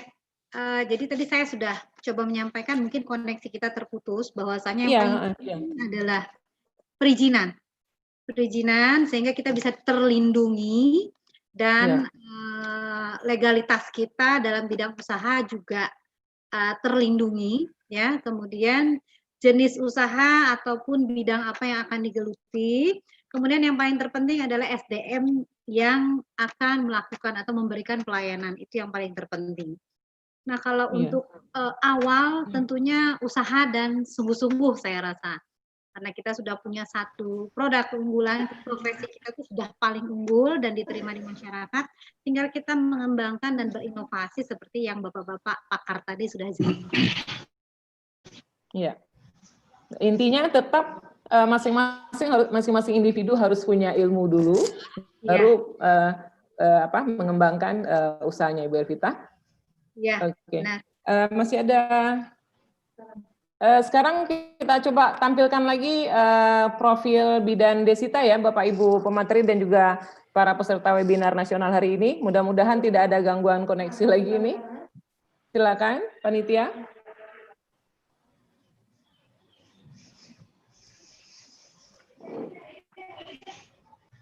Kawan-kawan semua, saya akan berceritakan perjalanan karir saya dari awal, dari menjadi bidan desa sampai bisa mendirikan bidan praktik mandiri dan memperoleh penghargaan tingkat nasional, yaitu pada tahun 2011 dan pada tahun 2020 dengan inovasi-inovasi yang kami lakukan. Saya menjadi bidan PTT di desa sangat terpencil pada tahun 2006 dengan menempati gubuk sederhana yang saya sewakan. Gubuk itu berdinding anyaman bambu, kemudian saya sulap menjadi tempat pemeriksaan. Pada tahun pertama, warga setempat hanya memperbolehkan kita memberikan pelayanan, sedangkan untuk persalinan itu ditolong oleh dukun. Intinya tetap kemudian pendekatan awal yang kita lakukan di sana yaitu dengan kerjasama dengan dukun. Awal 1 tahun kita tidak melayani pasien persalinan. Pasien hanya mempercayakan dukun dan kita hanya diberikan wewenang dan dipercayakan hanya untuk melakukan pelayanan posyandu. Tanpa pantang menyerah, kawan semua, kemudian saya memilih untuk melakukan pelayanan gratis dengan melakukan kunjungan rumah dan melakukan inovasi-inovasi seperti pemakaian inai gratis pada Jatim, sehingga dengan mudah saya masuk memberikan konseling tentang kesehatan ibu dan bayi secara dini dengan inovasi-inovasi yang kami lakukan. Alhamdulillah, setelah melakukan inovasi tersebut, saya dipercayakan untuk melakukan pertolongan persalinan. Mulailah di saat itulah pasien saya bertambah banyak, tidak hanya satu desa, tapi hampir satu pemukiman. Pada tahun 2011, saya merenovasi tempat pelayanan menjadi 3 kamar agar memudahkan saya memberikan pelayanan, dan dengan inovasi tersebut saya memperoleh penghargaan bidan teladan tingkat nasional pada tahun 2011. Tahun 2014, saya lulus PNS dan bertugas di wilayah kabupaten perkotaan. Nah, mulai ini saya pun merasa tantangan yang sangat berat karena saya harus beradaptasi dengan orang-orang yang berpendidikan tinggi dan kelas ekonomi menengah ke atas. Jadi itu sangat sulit untuk mereka menerima kita sebagai bidan karena mereka rata-rata persalinan ditolong oleh dokter, bukan di bidan desa. Melakukan kunjungan rumah dan melakukan inovasi-inovasi. Namun saya juga tidak mau pantang menyerah. Saya mengunjungi rumah bumil door to door walaupun ada yang tidak menerima keberadaan bidan. Dan pada akhirnya pasien yang saya kunjungi itu melahirkan dan saya yang melakukan pertolongan persalinannya. Alhamdulillah, mulai dari itu pasien saya bertambah sampai saya mendirikan praktek mandiri pada tahun 2016 dan setiap tahunnya saya merenovasi tempat pelayanan agar pasien nyaman. Sekarang persalinan, pasien persalinan per bulannya rata-rata hampir 35 sampai 40 per bulan.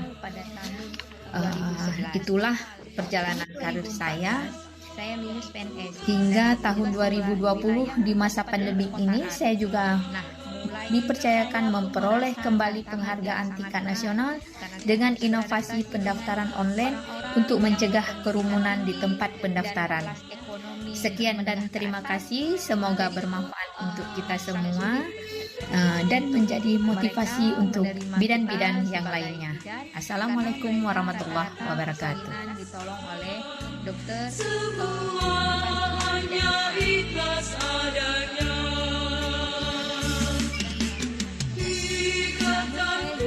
Oke. Terima kasih kepada panitia yang sudah menayangkan. Oke. Demikian tadi Bapak Ibu pemateri dan juga sahabat-sahabat semuanya yang masih bersama kami di acara webinar hari ini. Luar biasa tempat prakteknya seperti hotel bintang berapa ya Bapak Ibu. Sungguh pencapaian yang luar biasa dan salut luar biasa untuk Ananda Desita yang berinisiatif untuk melakukan pendaftaran online untuk mencegah penyebaran COVID-19.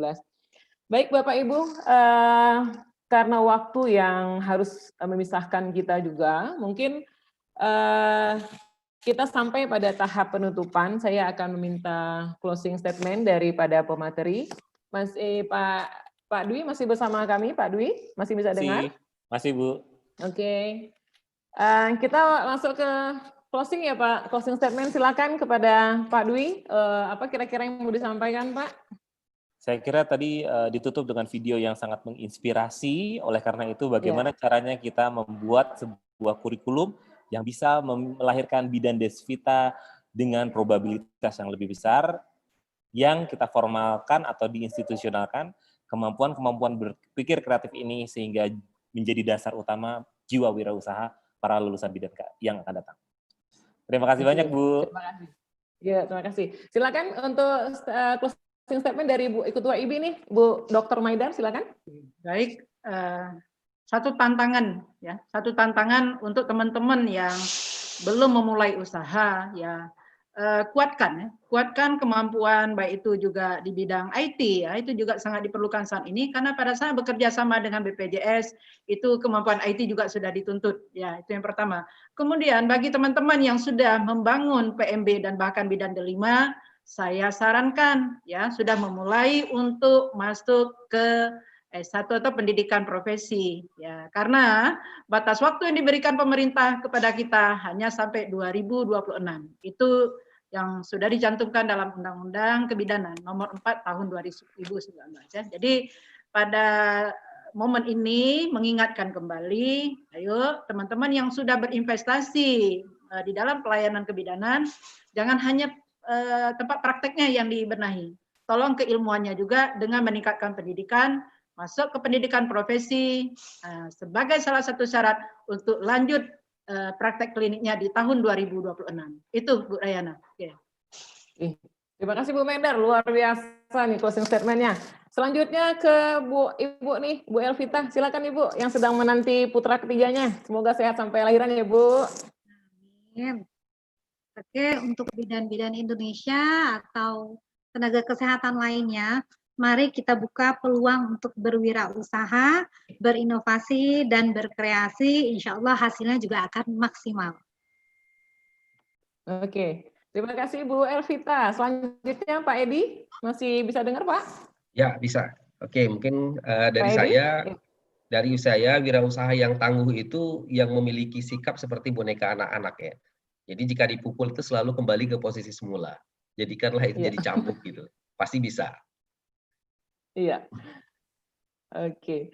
Sip, luar biasa nih pemateri hari ini. Semoga semuanya bisa menjadi motivator untuk bidan-bidan, adik-adik lulusan juga, terutama kami di lingkungan pendidikan. Luar biasa ilmu hari ini, Pak, untuk kami kembangkan di kampus di masa yang akan datang. Selanjutnya, sebelum saya mengambil kesimpulan, panitia akan mengajak kita foto bersama. Tolong diaktifkan videonya, Bapak Ibu peserta seminar. Kita akan foto bersama dengan pemateri kita yang luar biasa pada hari ini. Silakan diaktifkan videonya, Bapak Ibu. Kepada tim panitia, silakan.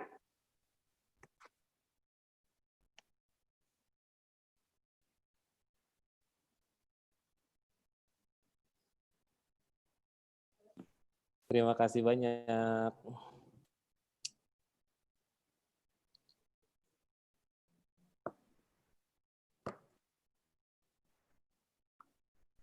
Sudah, panitia?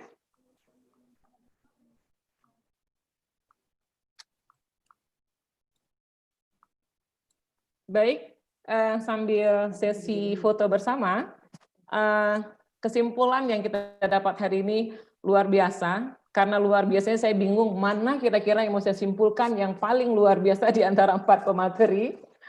Ya, tapi semuanya sangat luar biasa untuk memotivasi teman-teman bidan di lapangan, baik yang sudah ada base camp-nya bekerja maupun bidan-bidan yang sedang mengembangkan dunia usaha. Kemudian bagi kami di dunia pendidikan, bagaimana kami mengejawantahkan ya Pak program-program untuk menciptakan usahawan-usahawan muda dalam pelayanan kebidanan di dalam kurikulum, sehingga mahasiswa kami itu tidak kupu-kupu aja Pak, ya Pak ya, tidak kupu-kupu tadi kuliah pulang, kemudian tanpa ada hasil yang didapatkan.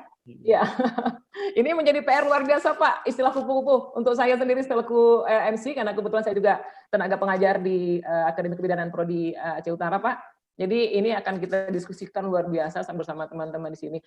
Terima kasih pemateri yang luar biasa kepada Bapak Edi Abral, SMSI yang sudah bersama kami hari ini, kemudian Ibu Elvita, SSD MKes, kemudian Ibu Dr. Maidar, SPD MKes, dan Bapak Dr. Dwi Purnomo, STP MT. Kepada pemateri, jangan bosan-bosan seandainya kami ada hal yang perlu kami diskusikan, karena berhubung waktu hari ini yang tidak cukup untuk berdiskusi di media online, nanti kita bisa kopdar ya Pak untuk mendiskusikan apa kira-kira yang perlu untuk mendukung kemajuan lulusan kita di masa yang akan datang. Peserta yang masih bersama kami, silakan masuk ke ini ya, untuk foto bersama di aplikasi Zoom. Silakan. Silakan yang di aplikasi Zoom untuk kita foto bersama. Silakan dibuka videonya. Aplikasinya coba dibuka untuk foto bersama.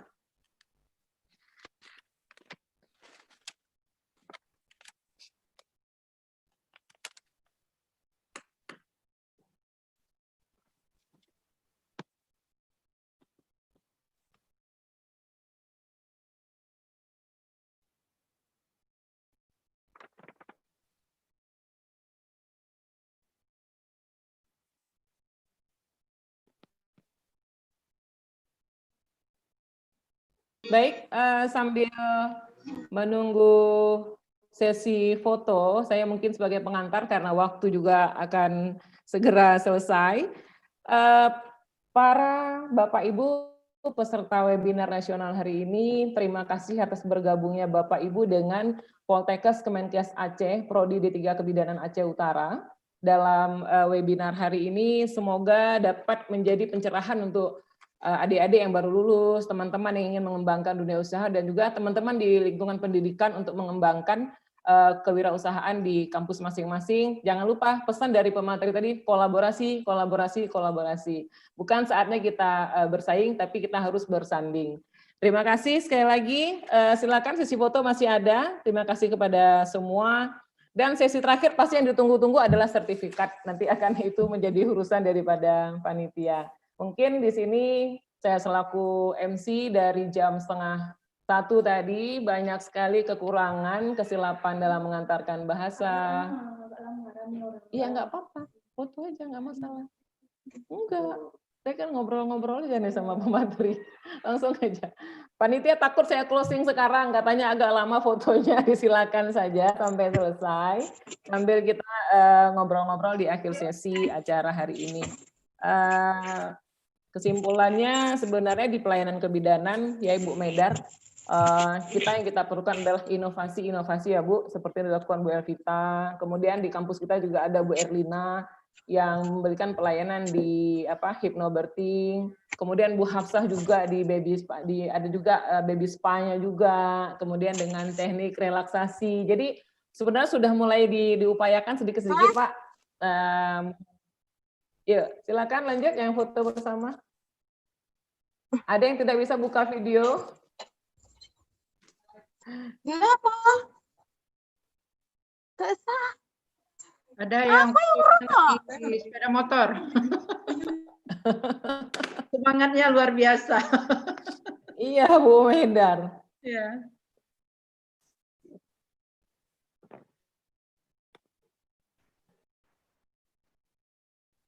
Kita juga selaku panitia semangat nih Bu Medar mendengarkan paparan hari ini, luar biasa sekali. Mungkin kita selama ini dalam beberapa bulan materi seminar itu rata-rata ke COVID ya Bu Medar ya, pandemi, jadi pandemi seperti ini, kemudian era new normal, kemudian jadi mungkin materi hari ini bisa sedikit meredakan stres kita lah untuk menghadapi pandemi dengan membuka kira-kira ini peluang usaha apa yang harus kita buka setelah pandemi ini berlalu, semoga secepatnya. Ini mungkin kaitannya dengan Pak Edi ya Pak Edi. Dunia usaha kita kan sekarang karena kondisi pandemi seperti ini bukan hanya di pelayanan kesehatan, tapi juga di usaha-usaha yang lain ya Pak, pada anjlok kayaknya semuanya. Ya kemungkinan. Jadi hari ini perlu semangat dari Bapak-Bapak. Gimana Pak? Kemungkinan pertumbuhan kita bakal negatif, tapi ya dijalani aja Bu. Ya mudah-mudahan kalau kita lihat dari peneliti sih mudah-mudahan 2021 sudah naik lah, sudah berubah. Amin. Amin. Insya Allah Pak. Ya, kita doakan semoga cepat aja berlalu COVID ini. Amin, amin, amin. Karena kami doakan juga Bapak cepat selesai ya Pak. Amin. Di dokternya. Ya. Saling mendoakan ini hari ini semuanya. Iya. Mungkin agak lama ini Pak, sesi foto bersama ya. Kita di Aceh Utara itu PMB-nya 160 ya, bidan delimanya 72 ya. Kita menjalankan protokol kesehatan ya, karena memang masyarakat sangat membutuhkan bidan. Ya. Ya. Walaupun pandemi ya, bidan memang harus bekerja ya, seperti itu. Ya. Kita di awal dikatakan kita adalah lini terdepan ya, petugas kesehatan. Iya. Itu bersama. Ini apa nih? Tadi sudah Bu Medar, inovasi yang dilakukan Bidan Desita di tempat kita gimana Bu Medar di Aceh Utara? Di Aceh Utara menggunakan WA ya Bu, WA. Bahkan sedikit saya mungkin sambil menunggu acara foto ini selesai. Kalau untuk teman-teman di daerah yang tidak ada WA, mungkin kalau kasih Bu Desita ya sudah bisa online. Ya. Di Gerudong Pase ya, Gerudong Pase, Bu Rani tahu pernah ke Gerudong Pase? Ya. Iya, dulu sering. Masa ibu bidan harus mengirimkan surat cinta untuk ibu. Ya. Jadi surat cinta untuk itu, surat cinta untuk itu dihantarkan oleh baik itu tukang ojek maupun itu tukang jual sayur atau jual ikan. Nah, jadi jadwal-jadwal ibu untuk datang mengunjungi bidan itu dihantarkan oleh bukan pakai online ya, tapi dihantarkan oleh tukang ikan. Jadi inovasi itu sangat tergantung dari geografi, demografi masyarakatnya. Nah, jadi itu bidan mungkin kita akan tampilkan pada sesi berikutnya. Ya. Bidan Nur Heriani ya di Gerudong Pase. Jadi untuk menyapa ibu atau untuk memberikan jadwal pelayanan kepada ibu, surat cinta untuk ibu itu disampaikan melalui tukang jual ikan. Itu Bu Ani. Iya, Itu iya. inovasi. Jadi ya inovasinya itu kan seperti kita pencegahan itu kan sudah kita ketahui bersama Ibu Maidara, cuci tangan, pakai masker, kemudian physical distancing, ini yang perlu kita tetap kita galakkan di tengah masyarakat di tengah kondisi seperti ini. Itu masih bisa bersama kita ya di pemateri karena fotonya luar biasa ramai kayaknya. Itu untuk di bidan yang lokasinya ya mudah dijangkau, bisa saja menggunakan seperti apa tadi yang disampaikan oleh Ibu Desita. Nah, tantangannya untuk Aceh Utara, bagi wilayah-wilayah yang ibunya juga tidak memiliki HP ya, atau juga jaringannya juga tidak semudah seperti di lokasi kerja Bu Desita. Nah, bidan-bidan kita berinovasi menyampaikan untuk ibunya mengunjungi bidan atau bidannya mengunjungi melalui pesan yang disampaikan melibatkan tukang ikan Bu Rayana. Ya, tukang jual ikan. Jadi itu inovasinya judulnya Surat Cinta untuk Ibunda. Ya, nanti akan kami tampilkan ya pada seminar berikutnya. Ya, insya Allah segera Bu Maida. Kemudian untuk PMB dan Bidan Delima tentu selalu mengedukasi masyarakat untuk menjaga jarak, kemudian bidan menggunakan APD lengkap, ya, kemudian membatasi juga kunjungan kecuali pada triwulan pertama dan juga pada menjelang melahirkan. Sebisa mungkin menggunakan telemedicine ya untuk dalam periode COVID-19 sekitar 2 bulan yang lalu itu. Ya. Oke, Bu Rayana, mungkin itu. Yuk, terima kasih Bu Mendar. Sebentar ada dari panitia ini.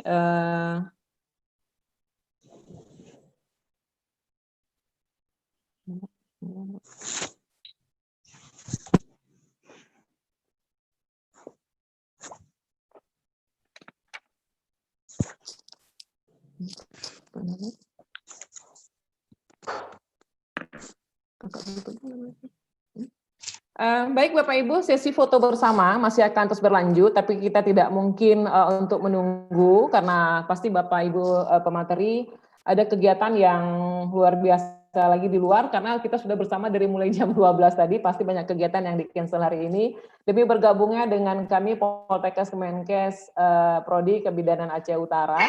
Sekali lagi penghormatan saya yang luar biasa, ucapan terima kasih yang sebesar-besarnya kepada Pak Edi, Pak Dwi, kemudian Bu Maidar dan Bu Elvita, kemudian ada Mbak Yati yang kita nggak sempat berbincang-bincang hari ini atas waktunya untuk bergabung bersama kami dan memberikan materi yang luar biasa.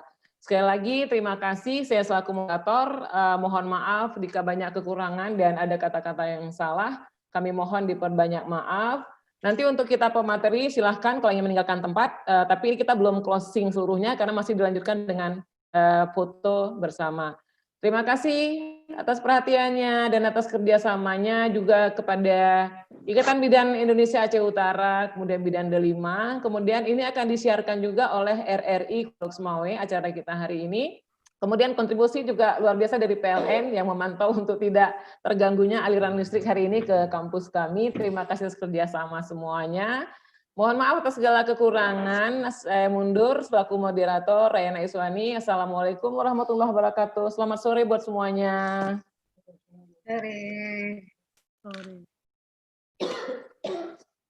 Foto bersama tetap lanjut ya Bapak Ibu peserta webinar.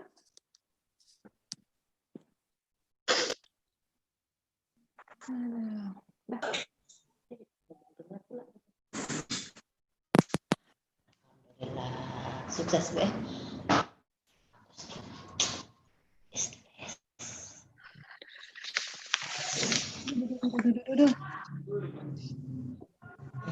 Ya Allah.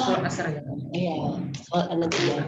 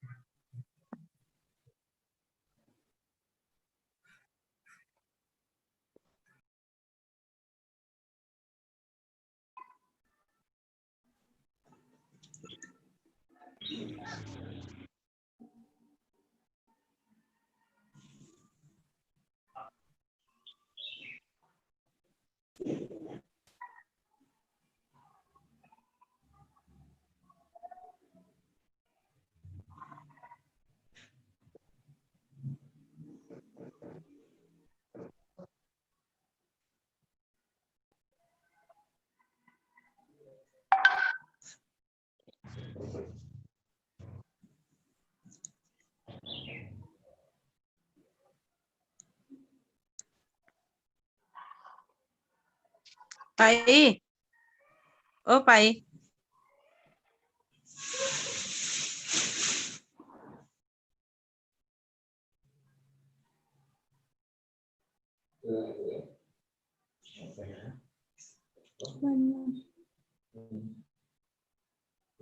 Semuanya.